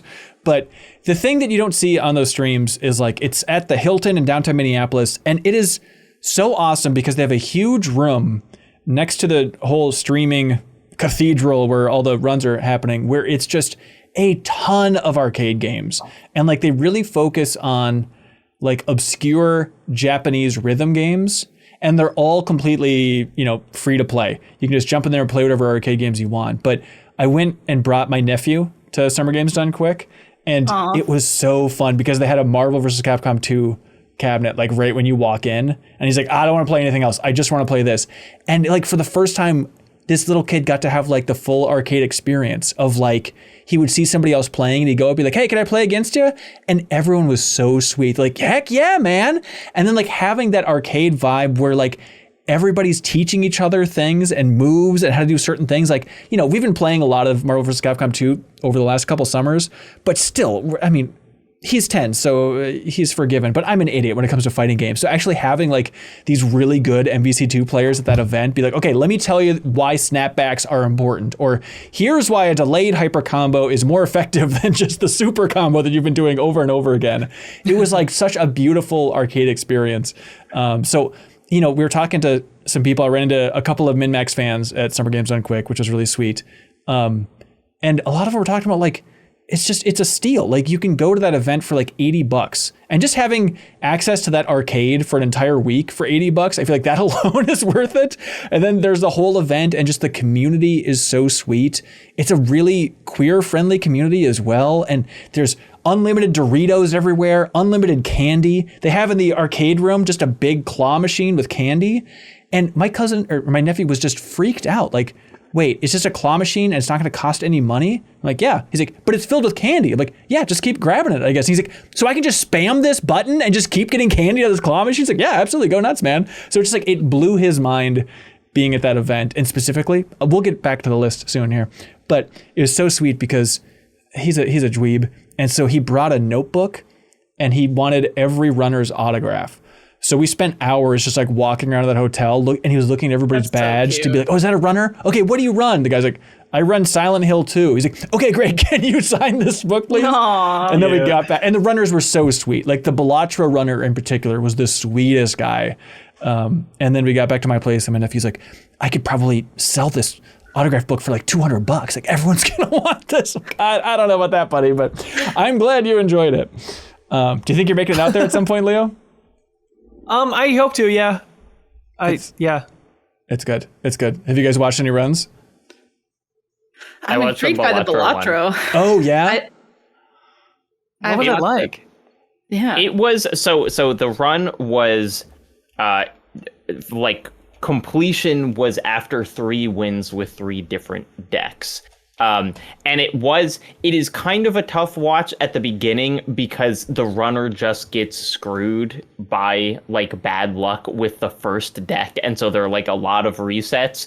But the couch is good, and especially once they get going on the kind of like the other ones, it's amazing to see someone make decisions that quickly. And I really enjoyed watching it. That's cool. Yeah. What was the time like for beating it with 3 decks?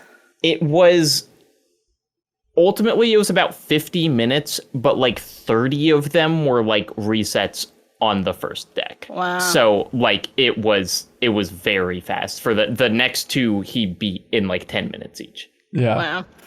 Wow. Yeah, I watched the Sunset Riders run today, which like it's like a lot of auto scrolling levels, so it's not the most complex speed run or anything, but like I'm just amazed by the runners who are that entertaining, where like there's a bonus stage in Sunset Riders where it's just like guys popping out from behind barrels and you like move your target around and shoot them. It's kind of like the target reticle in Starfield, where you kind of lead it a little bit and you get to shoot the cowboys popping out of barrels. It's really smart, good game design. Nice. But you don't need to have any input.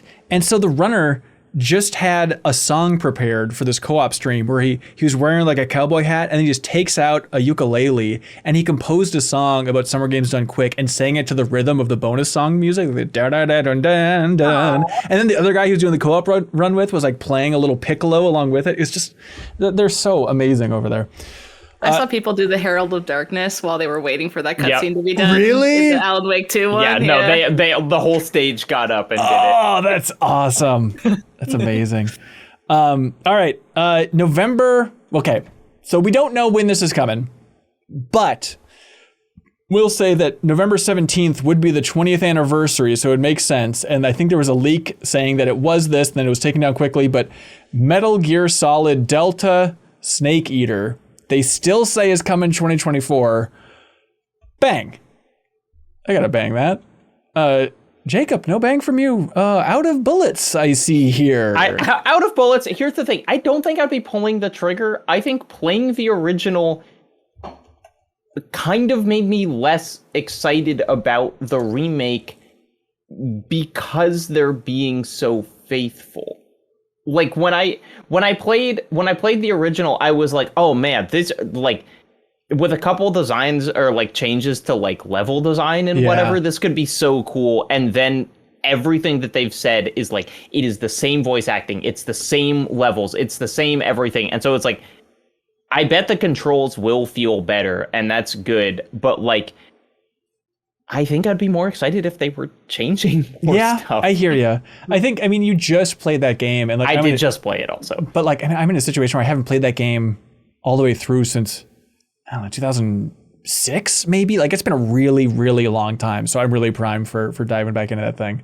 I'm very much looking forward to it. Metro Awakening, another VR game. They say it's coming out 2024. Mighty Morphin Power Rangers Rita's Rewind. And I hear you out there saying, that sounds like something Hanson should bang. Sounds like some real 90s kid crap. I'm not going to bang this, even though I think it looks cool. Leo, might I interest you in Plants vs. Zombies 3? Welcome to Zomburbia. Wow, you might. Mm-hmm. You might interest me in that. Okay. What if I told you that Plants vs. Zombies 3 was announced by PopCap in 2019, and then in 2020, they revealed the game and released it in a few select countries, and then in 2021, they scrapped that version entirely and released a new version in select countries, And then in 2022, they scrapped that entirely and released a completely new version. You can't just do this. You can't just be like, no, that didn't count. It's really weird. What? Like, there have been Do stories since 2019 of like Plants vs. Zombies 3 is out. Oh wait, I guess they're just rebooting it, even though it launched. And so they say 2024, this one's gonna stick, dude. Welcome to Zomburbia. Sure. That's the name we're gonna be saying for the next 10 years. Yep, that's it. And just for a reminder here, Haley has 1 shot, Leo has 1 shot, and I have 2 shots. You have 2? I have 2. Perhaps Wow, you he could take out both of us. Well, we could team up and take you out twice. Don't do it. I'm serious. You guys don't do it. Just shooting a corpse. Kill you and Leo just walks up and shoots you. You could have been playing Zomburbia. All right. Skate Story coming to PC this year. Sure. If you don't remember sounds Skate Story, pretty cool. we talked about it a while ago. Look this thing up. It is one of the wildest looking The games. best looking game ever made. Yeah, It's crazy how even now, hearing the name, I forgot it was this because it's such an unassuming name. It's a really boring name, totally, but it's the skating game where you play as a Technicolor diamond skater in heaven, but also a Tron world. It is so awesome looking to see Skate Story. And yet, nary a bang from one Leo Vader. This game's gonna kick ass, but Also, you're definitely in hell. Oh, okay, then in Hell. But not to be confused with Hellskate, the other skating game that takes place in Hell. Okay. Sorry, no, I want to read the Steam thing. Yeah. Like the first 2 sentences. You are a demon in the underworld made out of glass and pain. The devil has given you a skateboard and a simple deal. Skate to the moon and swallow it, and you shall be freed. Come on. yeah, bang. Yeah. I was saving it for something else, but it does not win against this. How do you compete with that? A wise choice, my liege. A wise choice. Skate Story, all yours, man. Now I can spin the chamber as much as I want. Hell yeah. Have fun with it. Play with the guns, everybody, at home. Tales of the Shire is coming out 2024. We'll save that one for Sarah so she can look at the nasty with Sarah, the feet are feeds. too gross. Feet are too gross for Sarah. The Altars. I really thought he was. What have you done? Where's your moon swallowing now, cowboy? That's like the most Leo game I've ever seen. That Yeah. game looks so amazing. You want to explain what it was for people who don't remember the Altars? Yeah, it's a combination like base builder / resource gatherer. Like you're third person out on this mysterious planet bringing back the resources, and your base is being run by 100 different versions of you that all made one character written Right. that all made different decisions throughout their life. Didn't marry their wife, went to a different school or whatever, and they each have different skills, and you're setting them to do different things and having conversations about philosophical. It's cool. It's a shame no one will play it. Audio Seems listeners, really Leo cool. crying Yeah. because he lost the altars right now. He's in tears. The Put my next ankles in here. the next game, there's no date on this one, but they say 2024 still. This is The Plucky Squire. Bang! I'm pulling my empty chamber. But alas, it does nothing. The Plucky Squire. This is a wildly promising looking indie game from a new team. The art director was the art director on Pokemon Sword and Shield. He was at Game Freak for years and years and years. We have an interview with him up on MinnMax's YouTube channel and in the bonus podcast feed if you want to learn more about his journey from the Pokemon franchise to now helping out with this huge indie project here. But the Plucky Squire, the basic idea is it's a 2D game. Looks a little bit like a Link's Awakening, old Zelda style adventure. But then it's all in a storybook, and you can pop out of that storybook and run around in a 3D world. And I didn't get to play it at SGF, sadly. But Devolver is publishing this thing, and everyone who played it said that it frickin' rules. It plays exactly as well as you hoped it would, but it just looks wildly creative. Just a ton of different little gameplay scenarios and mini games packed into this thing, and that core mechanic of jumping out of the 2D book has never looked better.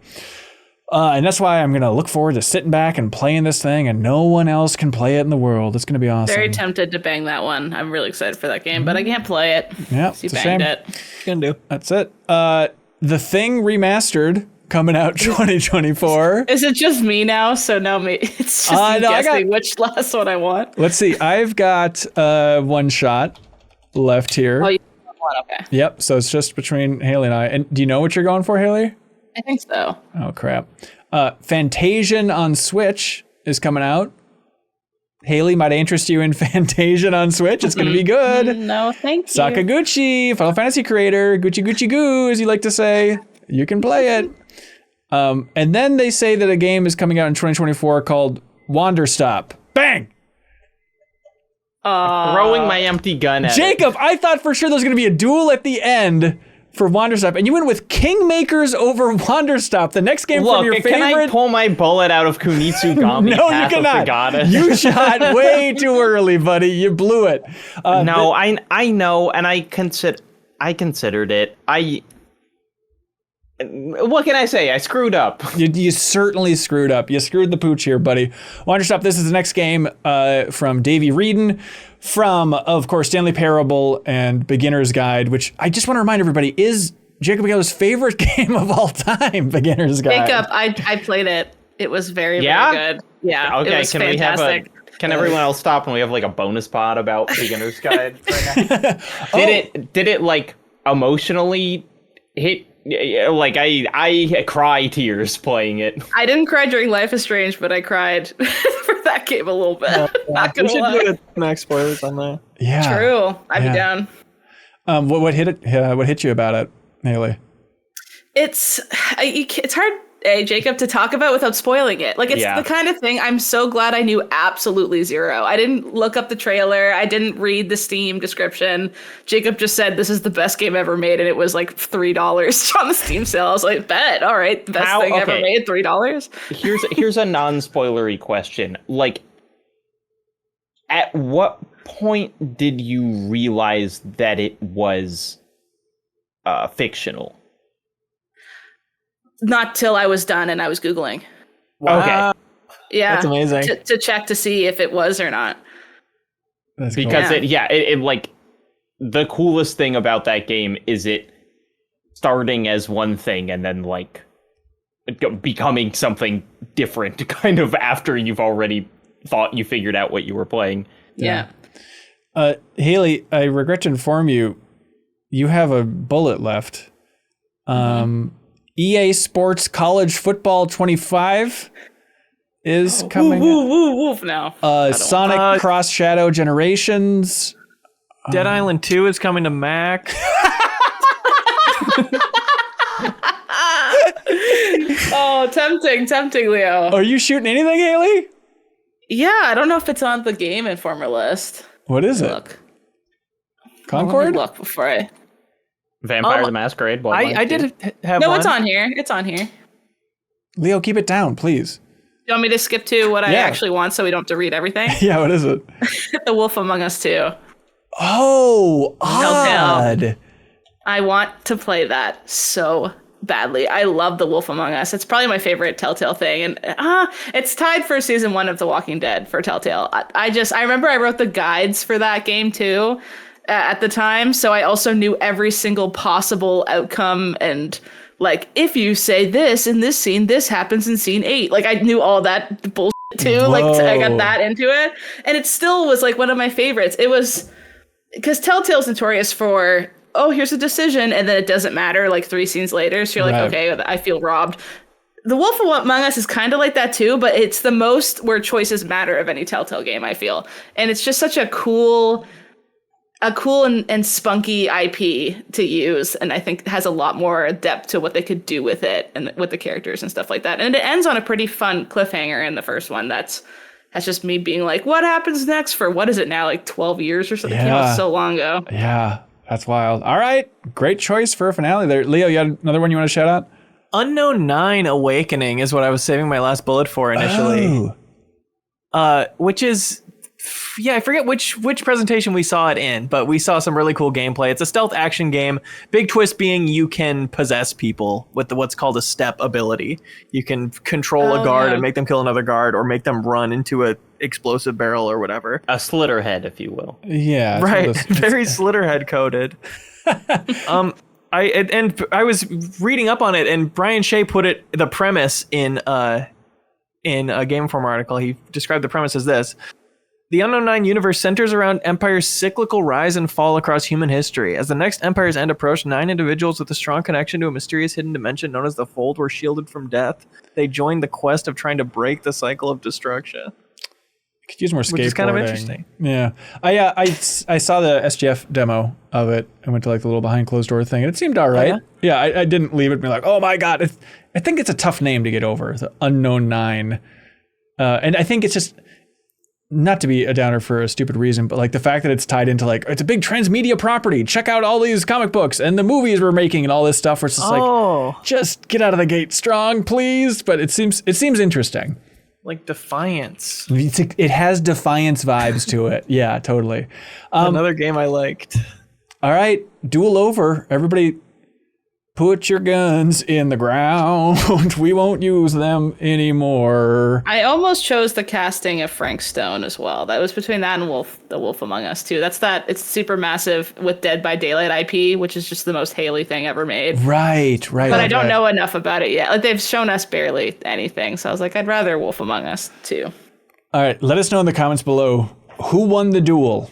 You decide, everybody. Our fate is up to you. Is it Haley with Thank Goodness You're Here, Astrobot, with an asterisk on it, like asterisk bot. The Legend of Zelda, Echoes of Wisdom, Life is Strange, Double Exposure, Call of Duty Black Ops 6, The Wolf Among Us 2. I love Black Ops 6 on that list. Haley, I love Call of Duty. You're a cool gamer. I like that batch of games. Jacob with Kunitsugami, Path of the Goddess, I Am Your Beast, Black Myth Wukong, Slitterhead, Indiana Jones, and the Great Circle, King Makers. Round of applause for Jacob, everybody. Nice. Why did I get a GD round of applause? Because obviously you're the best here, Haley. And because you're Ben is being sarcastic. Leo with A Ranger, A Role Puzzling Adventure, Streets of Rogue 2, Stalker 2, Wild Bastards, Super Mario Party Jamboree, and Skate Story. That's a Leo. And I pistol whipped Alters. Yep.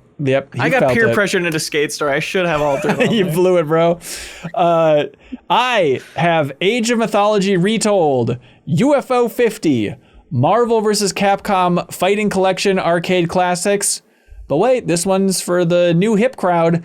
Metal Gear Solid Delta Snake Eater, and the Plucky Squire, and Wander Stop. Those last two were So, like, interesting on average, choice. your games came out in the year 2011. All right, let us know in the comments below what y'all like. Who do you like? Tell us in the comments below, please. And now, it's not time for something called Get a Load of This, which is what I wanted to say. You almost went to that. And now it's Bring it time to a close. to ask Haley, do you know how this whole thing operates? Is it something P something on? That's right. You can pee on this You can pee on URL something. for good measure, everybody. Type it in this URL. It's as electrifying as peeing on an electric fence. Patreon.com/MinnMax with 2 N's. You go there, you find the tier that's right for you. You find the tier that's sustainable for you. You go to that website, and if you see a tier and you say, that sounds like a pretty cool benefit, I'd like to check that out. And if you look at the number on there and you say, that's doable for a month or two, or I could do that for a year, that's great for us. So help support independent games media, unlock a benefit over there. Please, you get access to the Discord if you jump in even that $2 tier, and it'll brighten your life to have a friendly community there waiting for you. So thanks to everybody who supports us on Patreon. And thank you, of course, to some of our biggest supporters. I'm talking about the good folks at Factor. 2-minute meals, everybody. 2 minutes. Leo, how much time you spending on a meal in a day? I mean, just this very start of this podcast, I had to eat at the start of it because I just finished making dinner. Yeah. It took like an hour. Exactly. Who has an hour when you can have 2 minutes, everybody? These are microwave-ready, good meals. You slip it in the microwave, 2 minutes for all these things, and it genuinely tastes great. This isn't some, freezer burned crap from the grocery store. I genuinely love Factor. Like, Ooh, I think I need to update my address since I moved because we haven't gotten a package in a while. But every time there's a Factor box on my doorstep, it is a genuine wave of relief. If you got a busy life or if you have a lazy life, listeners, you're one of those two. I know you are. Factor is the thing for you. They got fresh, never frozen meals, dietitian approved, ready to eat in just 2 minutes. Make 35 different meals, more than 60 add-ons to choose from every single week. You'll always have new flavors to explore, and you can crush your wellness goals this month with dietitian-approved meals and ingredients that you can trust. So you can head to factormeals.com/MinnMax50 and use code MinnMax50 to get 50% off your first box plus 20% off of your next month. That is code MinnMax50 at factormeals.com/MinnMax50 to get 50% off your first box plus 20% off your next month while your subscription is active. I tell you, this Ben Hansen guy hates actors but loves Factors? Yeah, man. Factors, yum, yum, gobble them up. Absolutely. No insincerity when it comes to the delight and the smile on your face. Genuinely, I love Factor. Don't tell the other sponsors, but they're one of our favorites. Like, I want to keep them around. So if you're interested, check out that URL in the description below. Also, shout out to our dear old friends. They're not even a sponsor. They are technically, but they just feel like they're family. They're our family. I am 8-Bit, everybody. You can check out their wonderful online store for a ton of amazing stuff. And you should really check it out because they have a big reissue of a bunch of soundtracks from Annapurna's games. You know how we always talk about on the podcast, like this Annapurna Interactive, they don't miss. These games are all incredible that they're releasing, and the soundtracks in particular are fantastic. So now in I'm 8-Bit's wonderful online store, you can pre-order the reissue collection of this vinyl soundtrack to Donut County, which I genuinely just was listening to the vinyl of not too long ago. The Florence vinyl soundtrack, also, I was just listening to that vinyl. It's freaking awesome for a soundtrack. Kentucky Route Zero, not familiar with that one, but I think Jacob's hip. Sayonara Wild Hearts, the vinyl soundtrack there. What Remains of Edith Finch. Ooh. If you want those vinyl soundtracks, and I would argue you do, if you like Annapurna games, you like vinyls. I know you. I feel you on the other side of this podcast. So you can go to I'm 8-Bit's wonderful online store and pre-order all of these reissuing of I pre-ordered 2 of them. Really? Which ones? Guess. It's a guess. You feel like a Sayonara and a Florence person. Yes, Yeah. exactly correct. I knew because of your tasting games from earlier in the episode, I got a feel for what type of gamer you are. So you can go to I'm 8-Bit's wonderful online store and you can use the promo code SMORE Games, please. As in s'mores, because it's 4th of July and stuff. SMORE Games, please, for 10% off of everything under $100 in I'm 8-Bit's wonderful online store. And you should please support I'm 8-Bit because they support us in a big, bad way, and they support the community in a big, bad way, but not only just being friendly and truly a delight to work with every single week, but also because they ship out a physical prize to the person who has the question of the week here at MinnMax. If you support us on Patreon, you can submit a question over there on Patreon each and every week for the podcast. We choose our number one favorite, the person that made the podcast objectively better, and they win a prize. And this week, whoever has the best question gets the vinyl soundtrack to Gone Home. Shipped to their house, thanks to I'm 8-Bit. Good one. Shipped right to your little home. Don't be gone when it arrives. All right, here we go. Community questions. Stephen Rigney writes in and says, "Are y'all sleeping on Necromerger?" The hell is that? I suppose I am. Leo, are you sleeping on Necromerger? Sleeping in a big bed with my wife.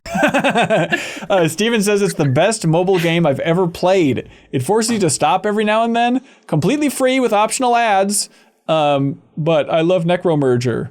I'm curious, what is everyone's favorite phone game of all time? My criteria for a good one are unobtrusive or optional ads, and using the touchscreen should be the best way to play it. And 3, doesn't demand your attention all the time. I shouldn't be penalized for not playing all day. Yeah, even you, I think I'm spoiling Apple Arcade, because even you being like, the ads aren't too bad for Necromerger, I'm like, it still sounds gross. Well, I like all of nonogram my color. Nonogram color.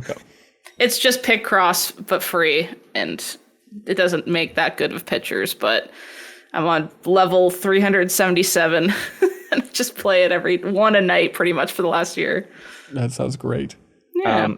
All of my mobile experience comes from so long ago that all of the games I loved are completely delisted because they've been, rendered obsolete or whatever. But my favorite phone game was a game called Cartoon Wars 2 which was a kind of like a... I'm not sure exactly what the word for it would be, because it's like one of those 2D games where it's almost like a tower defense game, but you're spawning units to just walk forward, and then if they meet, and then they like fight the other units. Honestly, it's a Fort Condor like.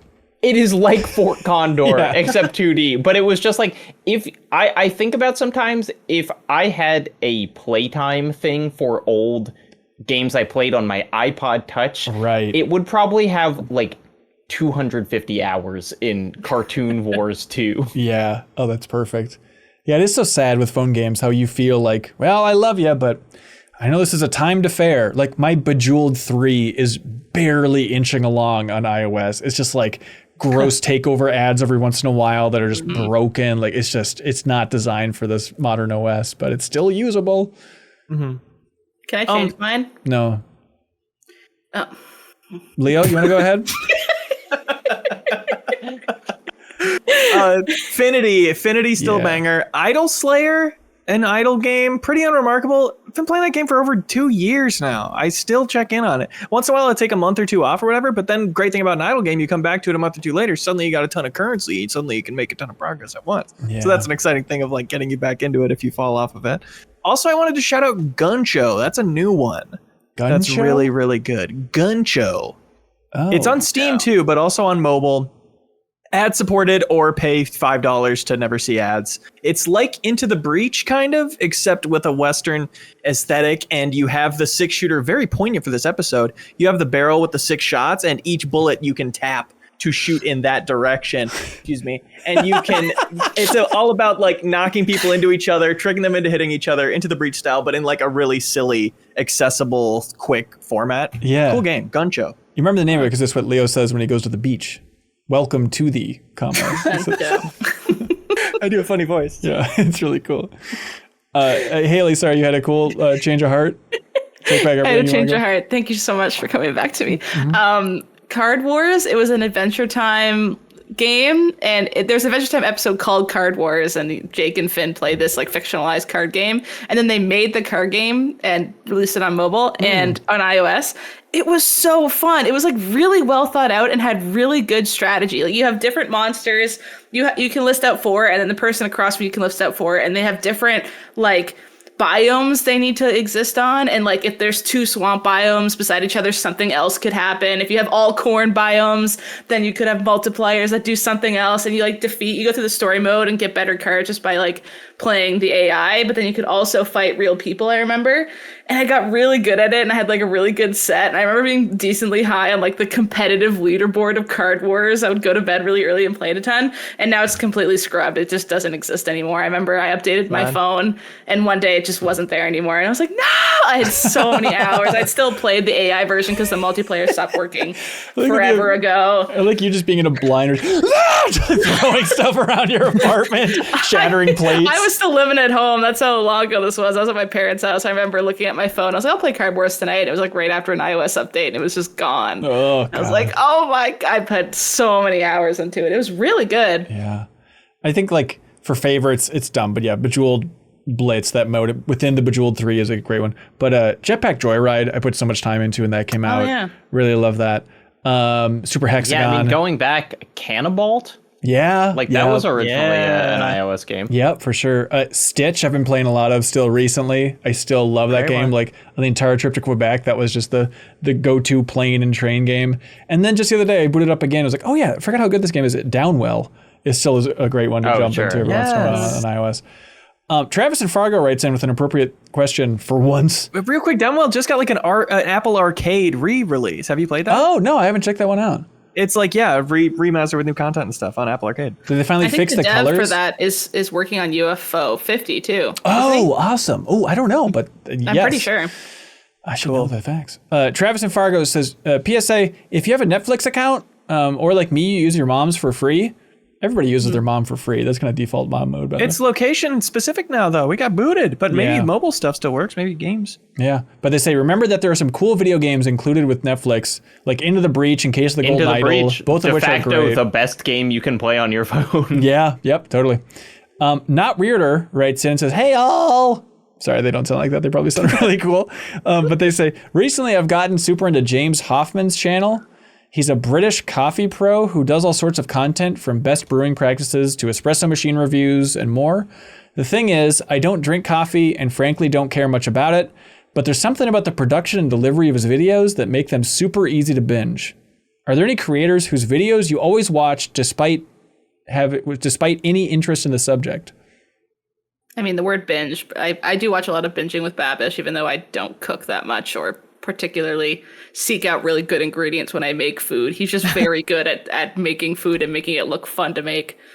Yeah, same. I also watch on the food thing. I feel like we brought it up. Surreal tweeted this guy months ago, and then I think I brought him up on, like, as a get a load of this.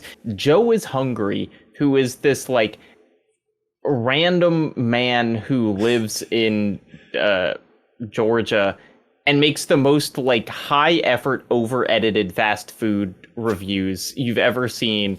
I never get fast food, but my partner and I watch every Joe is Hungry to see him reviewing, like, the new Subway dipper stick. And he's like, 6 out of 10. And we're like, that's what we thought he would give it. Sick. We watch this guy called Trek Trendy, who is just, Marie and I are just fascinated with him as just like the most normie human being who's ever lived, like the complete average guy. And he's really interested in planes. All his stuff is like, I took the first class flight from USA to Spain or whatever on this airline. And he reviews the food the same way every time. He always looks out the window. He always has his, I have gotta have my caffeine hit. He says the same stuff every single episode. It's all fascinated with the experience of taking a flight, which is not like, a roller coaster ride to you or I. But to him, he really savors it. And we watch every single video that guy's ever done. That's amazing. You ever stumble upon just the right thing where it's like, there's always something to say about what we're watching here. Like, this is just the perfect cocktail of our senses of humor. And I love the idea of he's landing in like a beautiful exotic country. He's like, all right, cameras off. Like that's what he exactly. That's so insane. You never see a second of that. Joe writes in and they say, hey, I know the Deepest Dive is ongoing, but I can't wait a month to ask this. Has Jacob finished Shadow of the Erd Tree's final boss? No spoilers here, no spoilers, but just wondering if you've beat them and how high was your heart rate while beating them? I have beat it. Wow. I have beat the boss. Honestly, it will be very hard for me to wait however long we're waiting. I was thinking about messaging the Deepest Dive group, being like, if y'all want to record it sooner, I'm around. You should. You should. I'll see. It is definitely a super hard boss. It is. My heart rate was not as hard as when fighting Millennia. Oh, interesting. Okay. But it was a great fight. Yeah, and overall, Shadow of the Erd Tree, you're gaga? Big thumbs up. The discourse around it is insane to me. Like it is truly baffling. This is just like some of the best Elden Ring has ever been. I could not come up with the complaints that people have been coming up with it if I tried. That's okay. I know we're equally obsessed with just highlighting idiots on the internet and how pointless it is. But as someone who doesn't read Twitter, like on podcasts, all I hear is everyone just talking about like, everyone's complaining about it being too hard. It's like, where is it? Is this just like two idiots? It went down to mixed on Steam. Like which is a review bomb. Like I know but it's like, it's not a review bomb because it's like quote unquote woke or any of the other stupid reasons that people get mad. It really does seem like a reaction to the difficulty, which is just baffling. Like I really don't think in the future when people look back, I don't think Erd Tree is going to be considered way, way, way harder than other Elden Ring content. It's just like, I think people got so used to knowing exactly how to min-max and cheese every boss that that they like forgot that it was originally challenging to fight these things because they just don't know like the perfect setup to have. Yeah. Aren't these the same dudes that say get good? And when you say, you know what I mean? I don't get it. I thought it was the opposite. I struggle because I don't think it's the same people. It is something that I struggle with on the internet, is that I put all annoying people in the same category. And I'm like, they said this, then they said that. You can't do that though, yeah. There are a lot of people out there, but it feels... it's just a confusing conversation to me. Yep. I don't really understand where it's coming from, other than Elden Ring is the biggest game they've ever made by far. So there are more people in it. That's interesting. Than there have been for any other previous game. Sure. Right. Yeah, that's a good take.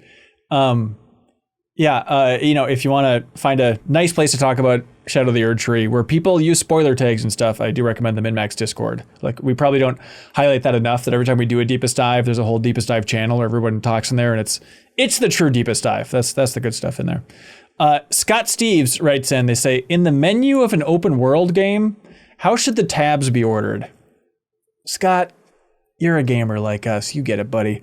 Okay, they say, how should the tabs be ordered? Should the map always be the first tab, or should it be the inventory or your quests? My favorite order, personally, says Scott, is map, inventory, quests, skills, lore/training, and then some system stuff. That feels right to me. That's a good order. I thought about this. I disagree, because I think there should be a separate button that opens the map. For sure. It's like there should be a map button that is select, or I don't know, like the big touchpad on the PlayStation. Yeah. But then when you hit pause, it should be like your equip screen. And then to the left should be your map, and to the right should be inventory and then quests. Yeah, I like that. See, I want it to be map open first, and then the button, there's also a button just for map, because 90% of the time I press it to open the map and then I go, that's not so you want two buttons that do the same thing? Yeah, that's such a good point, though. Genuinely, though. It's called button mapping for a reason. Yeah. Even playing Final Fantasy Rebirth, it's like, how many times do I press start and it's like, time to use materia? I'm like, where am I? Like, I just wanted to do the map, but I always press start by mistake. After a certain amount of times pressing the wrong button, trying to get to the map and doing the other one, you have to go like, it's just on the wrong button. Yeah. It's not me anymore. Which, by the way, shout out, I didn't even realize this, but listening to the 8-4 Play podcast, they brought up like the wildest change to Elden Ring is they changed the map exit button. Because it used to be you open the map with one button and then you'd have to hit a different button to close the map. And they've changed it now. Maybe it was a patch before the expansion, but I hadn't played it yet. But finally, if you press the map button again, it closes the map, which is the way it totally should be. But that's not the way it used to be. I guess I've always just hit B out of it. I didn't think Oh, about really? that. Oh, weird. Yeah. All right, you're a pro gamer over here. Beefcake writes in and says, all right, now stick with him. If a bike, hypothetically, is sitting in a pile of garbage on the curb during garbage day, hypothetically, is that bike free for the taking? Legally speaking, yes. And that's a lawyer saying it. That's not legal advice. Jacob and Leo, what's your legal advice? This is from a Discord controversy, right? Ooh, I don't know. I Discord? didn't see this. But there might be more to this question. But as of right now, with the sentence, do you agree that that bike is free for the taking? I mean, Beefcake, I think, is the one who took the bike, and I need to see a photo. I mean, I can't trust this relaying of the information. Right. This is like, am I In the a pile of asshole garbage. on Reddit as told by the asshole, where they're like, and everyone else was super cool with it. I mean, if it's on a pile of garbage on the curb during garbage day, For that's sure, if it's that, yeah. I think, putting anything on I think it's always very weird to like just see something on a curb. To me, if an item is on a curb unattended, that just means it's free. You know, it's like if there's a table, but I do always have that thought. I'm like, but what if the person is like taking it out to a van and they just walked inside and I don't see them? I think there's universal rules, like don't bring it out unless the van's right there. Like I agree. Yeah. Trust to leave it even for 2 minutes to go inside and pee and come back up to finish moving it. What's really tough is kid stuff, baby stuff, because kids put toys in dumb places. And like just the other day, I was going for a walk and they had like one of those plastic cars that like kids can ride in, and it was like out on the curb. And it's like, I want to grab this so badly, but this seems like the type of place where I could see a kid just parking this car and leaving it, but it has a garbage aura. That might be the niche situation because kids do be leaving crap everywhere. These kids be leaving crap everywhere. They don't know the rules. Did the bike have training wheels? Unclear. So here's where it gets tricky. They say, then, okay, so we all grab the bike. We're all biking away in glee. Then surfing off the garbage. That's right. Hypothetically, if one were to find, I don't know, 4 or 5 bikes in the span of a month and hurriedly crammed them in the back of their Prius, what are the chances of someone calling the police on said person? So are they all in the garbage? They were all, I'd imagine, in that same spot. Is just there kept being bikes. See, this is the thing: is none of us have ever seen this happen once. So it's like, does this person just have a different understanding of what garbage is? Is that what they call grass? There's one tin can beside it. Exactly. In a month is nonsense. Or maybe it's a garbage person that's just holding onto the bike. Like, don't take my bike, dude. Don't take my bike. That's fine. Oh, okay. That's allowed, yeah. If you're a garbage person, you get first dibs on anything on the curb. Bold. I have a weirdly relevant story. Not 3 hours ago, an hour and a half before we started this podcast. Well, a couple months ago, my partner and I got an e-bike off of Facebook Marketplace. What?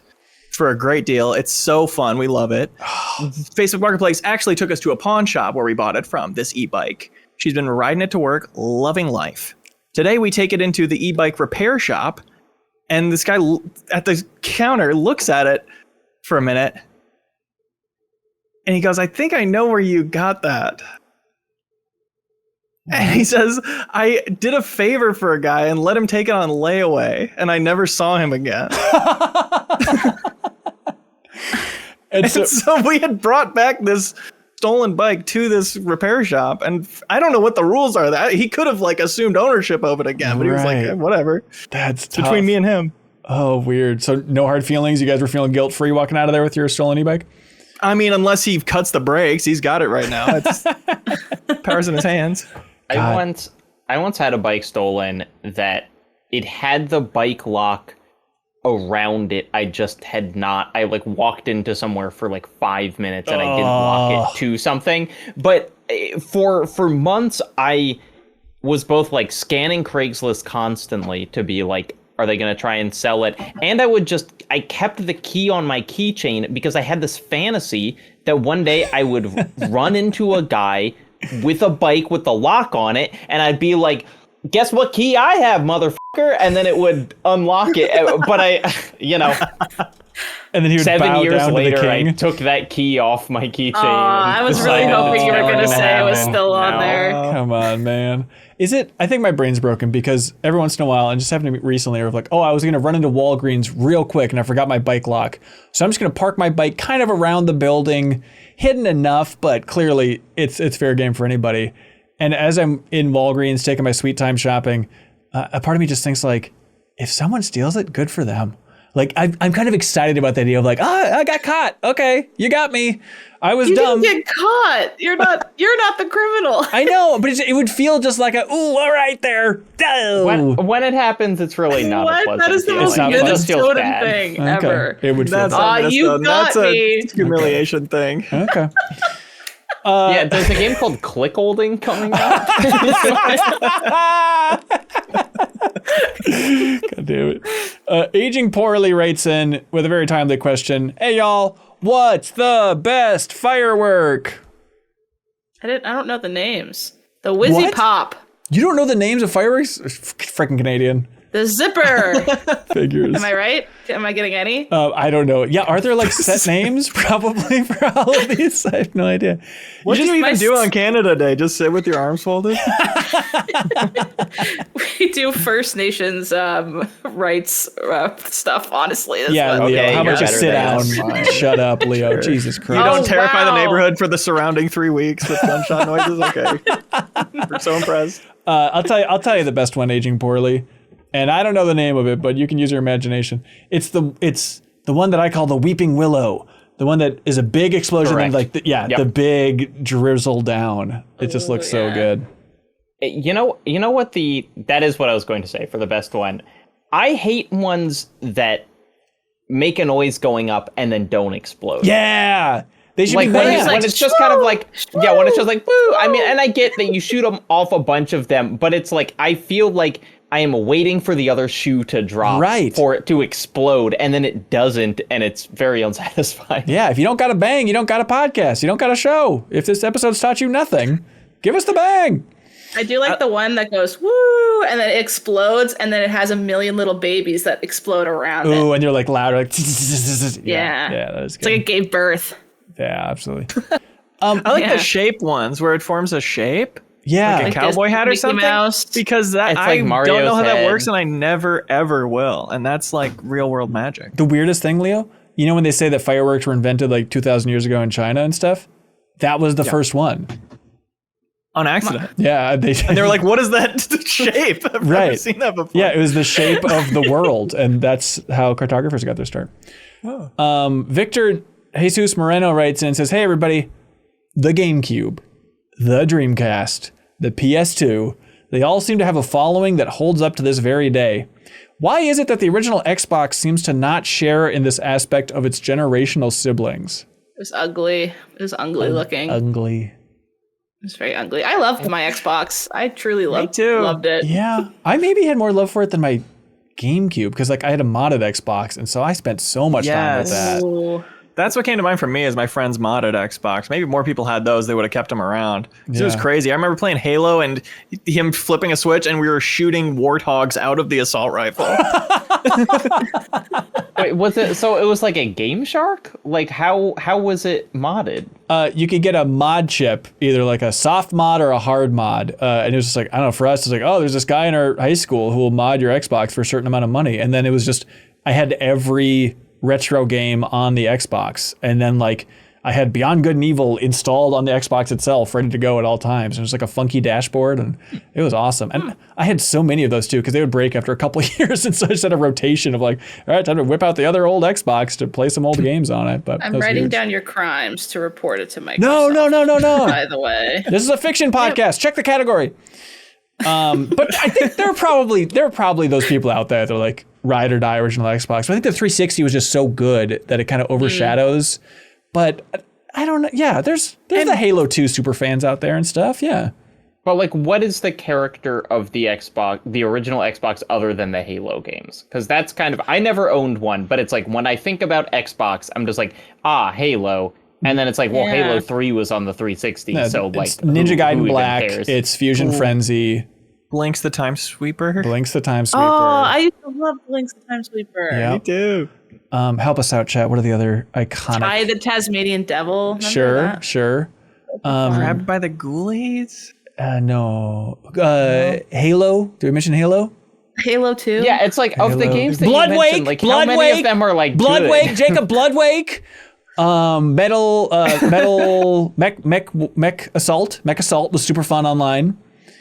Tony Hawk's. Some of the Tony Hawk's were on there as well as other consoles, but they were on there too. Yep. Bloodwake. Halo. Hey, Sean Rubin writes in, hey everyone, I genuinely look forward to the Shoot Your Six episode halfway through the year. How about a lightning round for movies? Here's 10 anticipated films opening in the second half of 2024. So who wants to take a shot of these? Says How Sean. many shots? Unlimited shots, but be a cool person. Don't just waste your shots. You still have to, go see this opening night if you shoot your shot. Okay? Hang on, Leo's chortling like he doesn't agree to these terms. I just feel like, why not 6? Why unlimited? Okay, 10 based on this movies. list, okay, we each get 2 shots. Okay. 2 shots. Okay. All right. Didn't negotiate it against myself. Yep. Coming out July 19th, Twisters. Bang! I'm all in on Twisters. I am convinced that Twisters is going to be like the mega hit this summer. I really think. Look, I love Twister as much as the next distinguished gentleman, but you got Mr. Man, Glenn Powell. He's Glenn hot to Powell? trot. Like, it just feels like the world is ready for a wild weather movie like Twisters. And it was oddly, from the trailer, it looked oddly Gizmo based. I don't know if the first one was. I never saw it, but like The Gremlin? him flipping the switch to like drill his truck into the ground so it doesn't get picked up by the tornado. And they've got like a bunch of drones that they're gonna like reverse the twister with. Yeah. What? Man, I made the mistake the other day of on YouTube. There's a video that's like wildest tornado, closest ever footage. I was like, hell yeah, I'll watch this. And it was like a 20-minute video, and I watched all of it. It was awesome. But then the YouTube algorithm's like, this guy likes crazy disaster stuff. So there's a bunch of like, here's a running of the bulls where everyone's trampled. I'm like, no, I'm not into that. I just want to see cool tornadoes. Come on, guys. Be cool. I hate when a fail compilation has an actual person getting murdered. Yeah, exactly. You don't want Oh that. my god, yeah. Surprise! It's a snuff film. All right, July 26th, Deadpool and Wolverine. Pointing my gun at my own head. Well, that's what Deadpool would do. That's what he would do. Look, Twisted son of a. here's the thing. I will see this movie. There's another movie that I'm more excited about on this list because I'm spoiled. That's and I get not to see all fair. these. You're I know I get to see them all. I'm good. sorry, but I am curious about it, and I feel like culturally we're at a point where there's a chance that this movie won't just be a lot of haha, we're gay jokes together. You know, I feel That's like all the trailer is.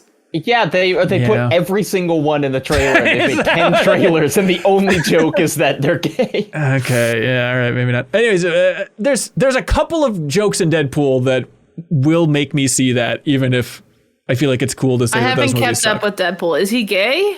No, but it's just a lot of like, hey, Dang it. honey, you know, It's just like, you know in like 2014 when like the new homophobia was pretending you're gay with all your guy friends? Yeah. It's that. right. Oh, Right. fantastic. At the 10-year anniversary. Congratulations. Fantastic. Shoot a firework off, everybody. Borderlands coming out August 9th. Bang. Yeah, Leo. You have to see it opening night. Yeah, Yes. baby. And you have to dress up as, what's that guy's name? The crazy one? Kevin Is Hart. The director of Borderlands. Yeah. Good one, you guys. Yeah, we got this Eli is Roth. awesome. Good. Fucking guy, what's the Randy Pitchford? That's what I should have said 5 minutes ago. I was way too slow on that. Damn it. Leo, how do you feel about this movie, Leo? Have you watched the trailer? You watched the clip? Yeah, I've got a friend who's really dying to see it. opening Really? night because of its potential to be trash. And I'm on board. I think it has the potential to be the worst movie ever made. I will point out that it is the first movie that our former boss, Andrew Reiner, has been intimately involved in the creation of. And I talked with him about it over lunch a little while ago. And it's a weird thing to him talking about his notes for Cate Blanchett. Now, whether you think that's going to make a good movie or a bad movie, time will tell. We'll see. I'm happy for him either way. Absolutely. September 6th.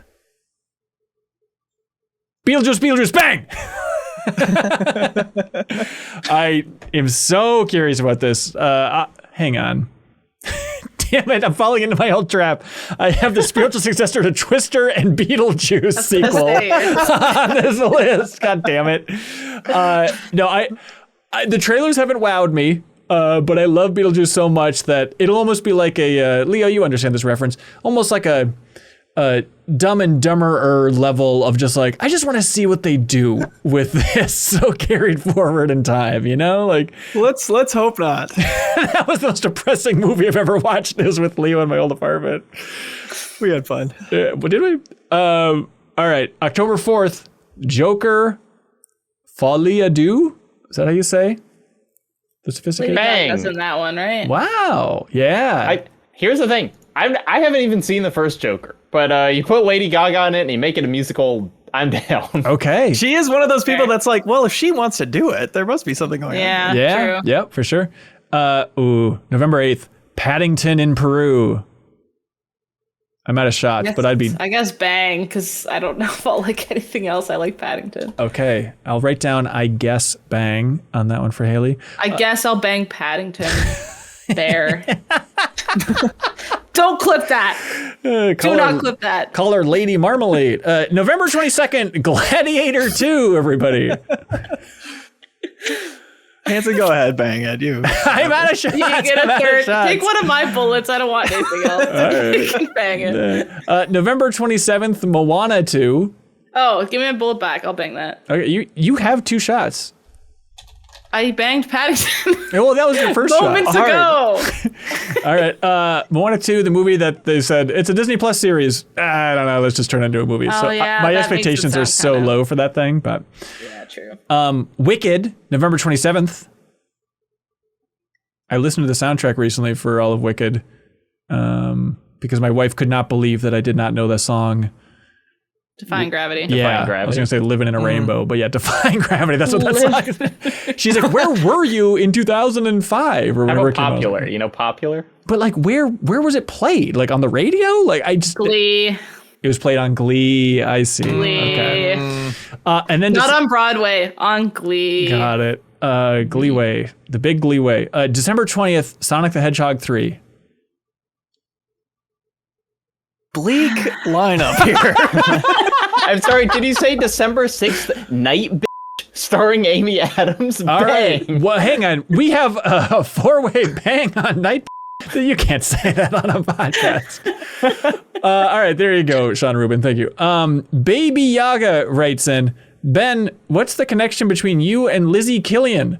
I did not expect to see the lead singer of Teens in Trouble on MinnMax's Instagram. Great question. Yeah, we posted a photo. Lizzie Killian has been in the game industry for a really long time, so I've known her for a really long time.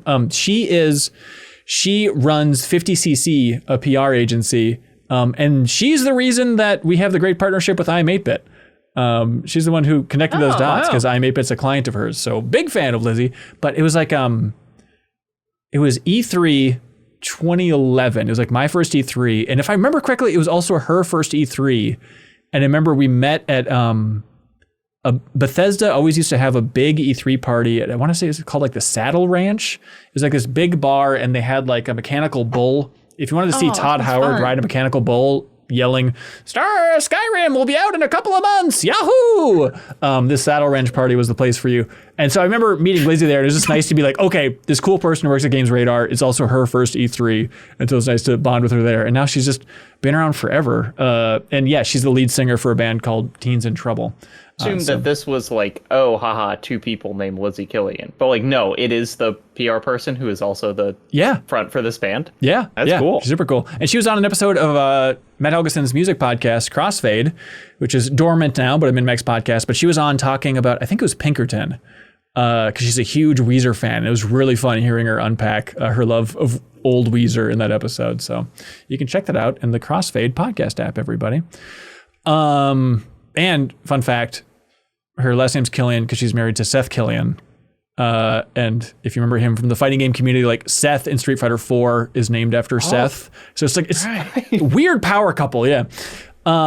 Derek, anyways, she does PR. Let me talk about Lizzie Killian for another 5 minutes. No, but she does PR for Games Done Quick. That's why she was in Minneapolis and stuff. But, and let me go on a little bit more. But she also, she was working with Jeff Cork. She hired Jeff Cork for a while now, and now she's working with Elise Favis. So a lot of old Game Informer connections to Lizzie. Also Blake Hester. Also Blake Hester. Everybody good under the sun.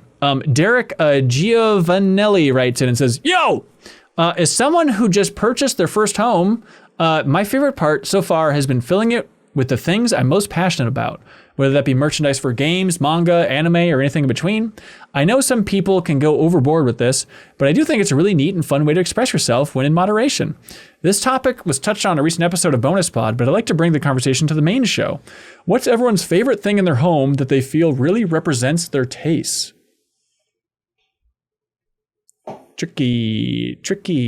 This is, I kind of, it might be cheating with the term thing, but like, I have, my partner and I have in our house, there's kind of like a 1.5 story tall wall in the living room, and we have a gallery wall on that of like a bunch of different paintings and pieces of art, and it's like the highest one is like 18 feet up. Like it is really a big wall full of stuff that we like planned out super intricately before putting it. And so when you walk in the house, it's like there's not just one big piece of art, it's a whole wall of it. And it's awesome, and it makes me happy every time I look at it. Where'd you get that art?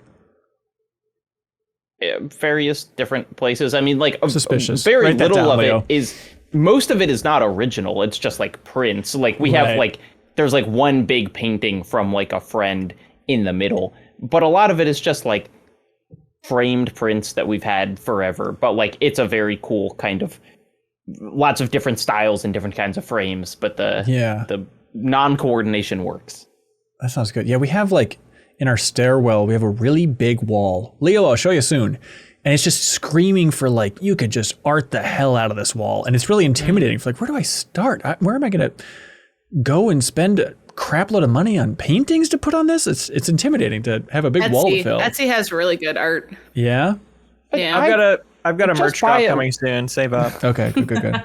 Yeah, I feel like just buy it locally. I mean, not to say don't buy stuff on Etsy, but just people have prints at, like, if you go to an art market, you can buy it. You can spend $20 on it and then spend another $20 on a frame, and suddenly that looks like a really nice intentional piece of art that you bought. And it'll be from somewhere in Minnesota. Yeah, for sure. Anybody else got something that represents them beautifully? Probably my Neon Jake. I feel like that's when people come to my apartment, they're like, Neon Jake. I'm like, yep. Every client call, they're like, Jake. I'm like, I don't know. I just feel like it comes up a lot. Yeah, that's perfect. It's just like glowing behind your head. Of course. Yeah, that's a great way. Yeah. Interest here. Look here. And Leo, is it your old Games Are Done for Kids piece of art that you have? Yeah, my apartment used to be only Games Done for Kids stuff, and it gradually got whittled down as my life started to be about other things as well. And the only one that's still up is the My Cody Report painting, which is this beautiful landscape we thrifted, and Joe hand painted a little gamer kid with an Xbox 360 headset on, because it was like the portrait. We worked for him in that office in that show. And so it was just like this beautiful portrait of him that hung on the wall. And it's still just such a beautiful piece of art. And he did such an incredible job of making the boy match the background. Yeah. It's right above our TV. I see it every day. And it represents me because it's part of my history. And it's got my best friend's hand on it. And it's just beautiful. That's awesome. Like I am. That's right. Everybody's beautiful listening to this and on it. Sam Worms writes in, says, hey, everyone, I have a game. What's more likely? I'll give you two options. You tell me which is more likely to happen. What's more likely, having twins or catching a foul ball at an MLB game? Let's say it's a Twins game because it'd be more fun. What's more likely? Having twins in the biblical sense? Right. What does that mean? Yeah, what the hell are you talking about? Well, it's like this thing where it's like, it's pretty easy to not do steal twins that. from someone else? having it's the bodies of adult twins. Oh, having a twin or Physically. giving birth to a twin? Oh. Making love. So you're saying because one you can kind of control and one you can't, I guess. Well, all these, it's like, well, the odds are 0 if I don't go to a baseball game. So I guess it doesn't really, you can't do that. Yeah, right. It seems like you could try for a foul ball way more than you could try for twins. You know, you could put yourself in the right section, etc. True. But I don't know. Major League stadiums are big, so I'll say twins. I'll say twins. The answer is twins. 1 out of 250 versus 1 out of 1,000 for foul ball. Yeah, 250. That seems crazy, doesn't it? If you're over the age of 35, you're more likely to release 2 or more eggs during a menstrual cycle. So you could plan for it that way. Interesting. Ben, as someone who recently had a child, did you have twins? I don't say nightmares because it seems rude, but like I have been stressed out thinking about the idea of at some point having kids, and then there is just a chance that instead of having one, you are having double that number. I feel the same way I do about it when I leave my bike outside of Walgreens. Like, if it happens, hope it happens. It'd be kind of fun. Feel alive. Well, I think it would be, yes, it would be really hard. There's no doubt. But at the same time, there's something kind of fun about just like, double the love, one blast. If you want to have 2 kids anyway, it's like, here we go. One blast. Your poor wife. Jesus. One blast. Come on, babe. Blast him out. The physicality of the event Talking about the itself. bang dribbling out the end of your bang. Yeah, I regret saying that too. This has been a weird episode. No, but just the idea of just like, okay, we're just going to pack in what should be or could be almost a decade of your life, you know, if you want to have multiple kids, like, okay, we're just going to squeeze all that intensity into a smaller pocket of time. There's something cool about that, I think. And they can raise each other. That's right. And Jacob, I'm sorry, you cursed yourself. So it's nothing but twins, baby. Okay, if it's the first kid, it's okay. I think if you're like, we're gonna have right. 2 kids, and then the second kid is twins, then it's like, oh boy. Right. Especially if it's a l'enfant terrible situation, and you have to kill off the 6 other kids. Liquid, solid is. That's a mess. So what's more likely, falling out of a roller coaster or being bitten by a shark? I think it's roller coaster, because aren't sharks like, they don't even like us? They think we're annoying and they This go feels away. like a trick. There's so many I'll myths say that roller coaster. sharks don't even live in the ocean. There's that much misinformation That's a about myth. them. Yeah, they fly. They fly. That's sick. They fly. They fly now? They fly now. Shark 1 out of 11.5 million. Roller coaster 1 out of 170 million. So, Okay. so everyone stay indoors. Sharks are coming for you. I think is the lesson here. What's more likely? This one seems very odd. What's more likely, winning the lottery or walking on the moon? Walking on the moon, not just going to space, but walking on the moon. Yeah. Lottery. I mean, people win the lottery.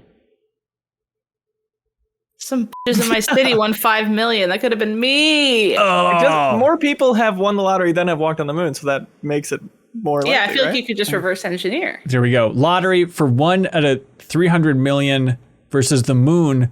Just so everybody knows, the odds of you walking on the moon are 1 out of 308.3 million. So that's news you can use. Wouldn't it be seems like high. in the billions? Because Yeah. think of all the people before that couldn't even look at the moon that well, it's that like- they didn't get to walk on This it. is science. It's a number. Therefore, it's science. Haley, what do you want from me? I didn't write this. Sam Worms did. This science seems flawed in its calculations. Yeah, that's probably It's, fine. as of okay, well, I don't want to go by the Google AI, which will tell me to eat a small rock. But 12 It's safe to eat the people, moon. 12 people have walked on the moon. Okay. Period in Yeah. human history. Sure. That you know That of. Out of that I know of, out of all of the people who exist on Earth, more people have won the lottery. I just don't understand how the probabilities. it would be could the same. Yeah, it would be the same denominator. We would just be changing the number on A top. person wins the lottery every day. Yeah. Yell at Sam. I didn't write this crap. Okay, what do y'all like for question of the week? What made the show better? We have I like the movie gun movie gun. game. Movie gun was Okay. fun. That's true. We got the best mobile game. I like the inventory order. Or the menu order. It's so specific and gamey. Exactly the type of question we like. That was good. I didn't know that I had an opinion on it until the question was asked, and then I was like, oh, I have strong feelings. Yeah, the bite garbage got us talking. Haley, where you leaning? I'm leaning movie game. Movie game. All right. Congratulations to Sean Rubin. You just won the Gone Home vinyl thanks to I'm8bit. And now it is truly time for something that we prefer to call Get a Load of This.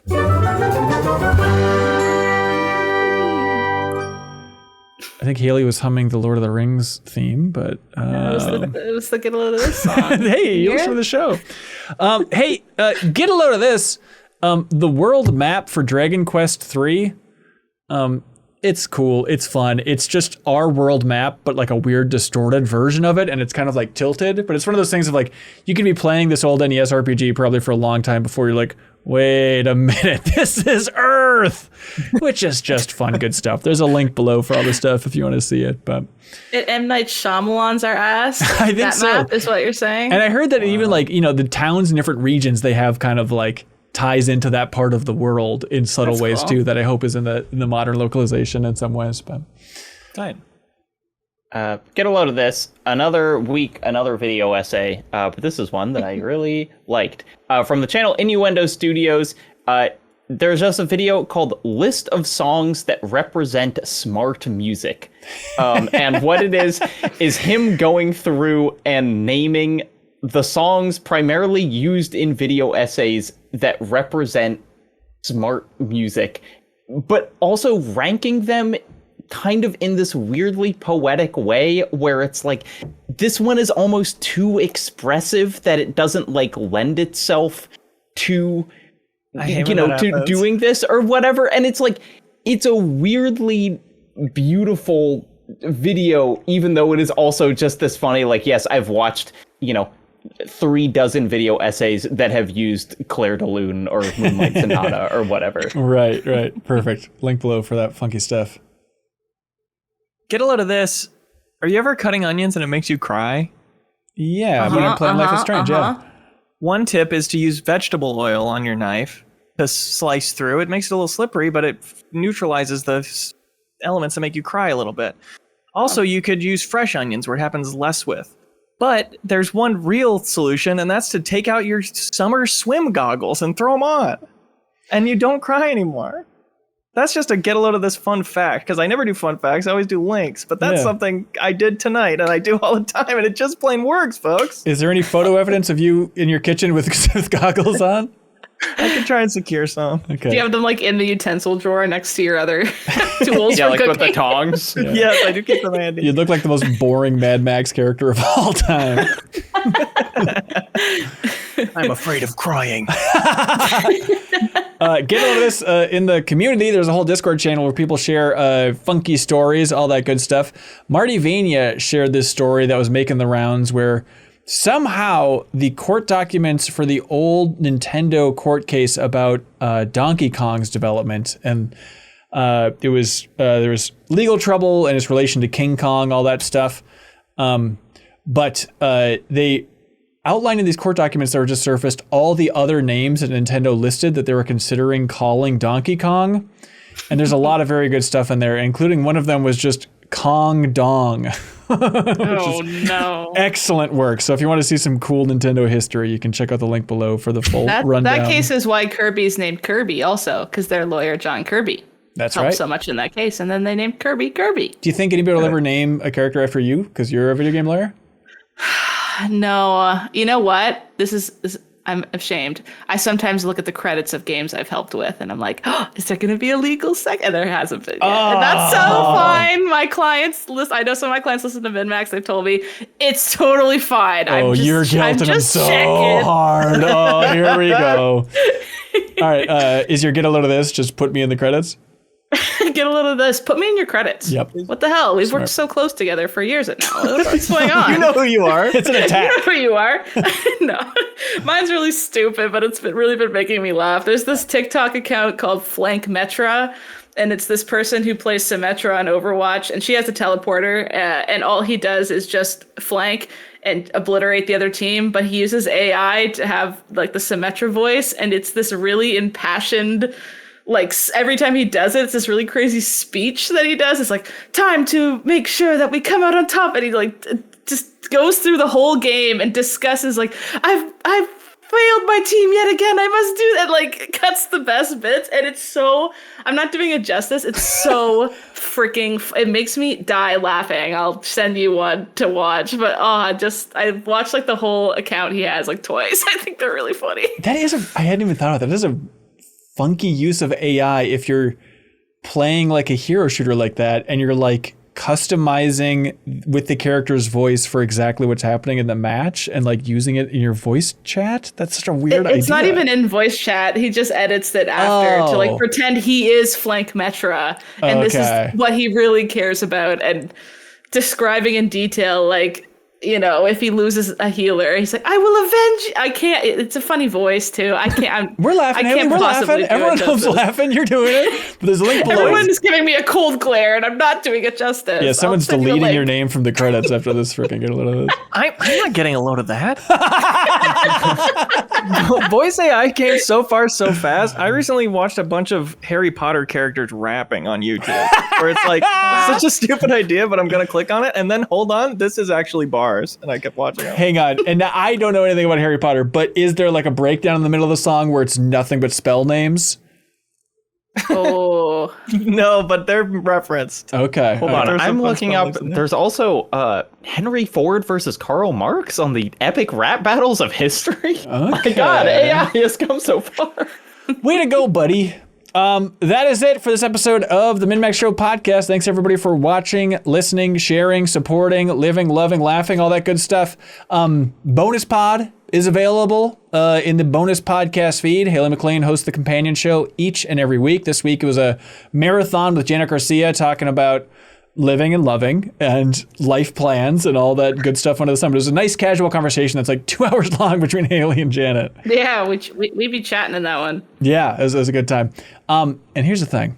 I'm not pointing fingers, but it's totally fair. I am this way as well, and it wasn't said in a crappy way, so don't take it as a negative. But there was somebody in the Discord recently, which was interesting, and someone was just like, where's Leo? Where's Sarah? Where is everybody? Like, there's people who haven't been on the podcast in a long time. And the answer, I think, for a lot of that is if you support us on Patreon and get that bonus podcast feed, we're here all the time. I understand this is like the MinnMax show is maybe all you check out.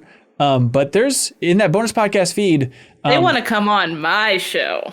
Right. That is Sorry, true. man. That is true. But even, like the deepest dive, Sarah was on that. And then if you really want a taste of everybody, the cohort Hoot Nanny.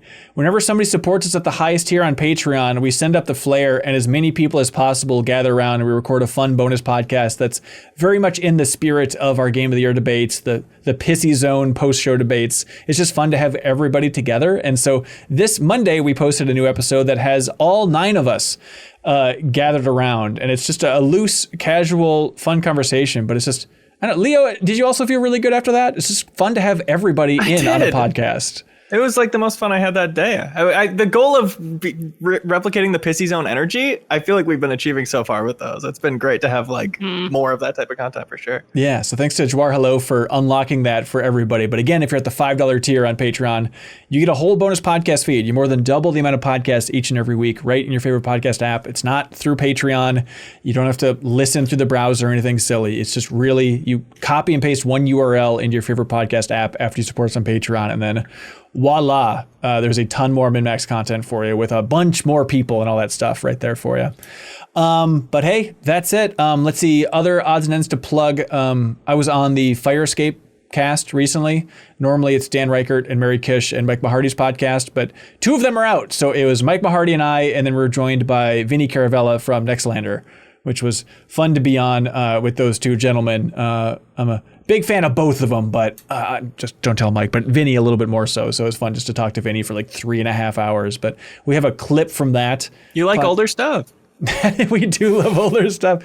And so we have a clip from that's up on MinnMax's YouTube channel if you want to watch the video version of it, or an excerpt at least there. But anybody else got anything they want to plug here?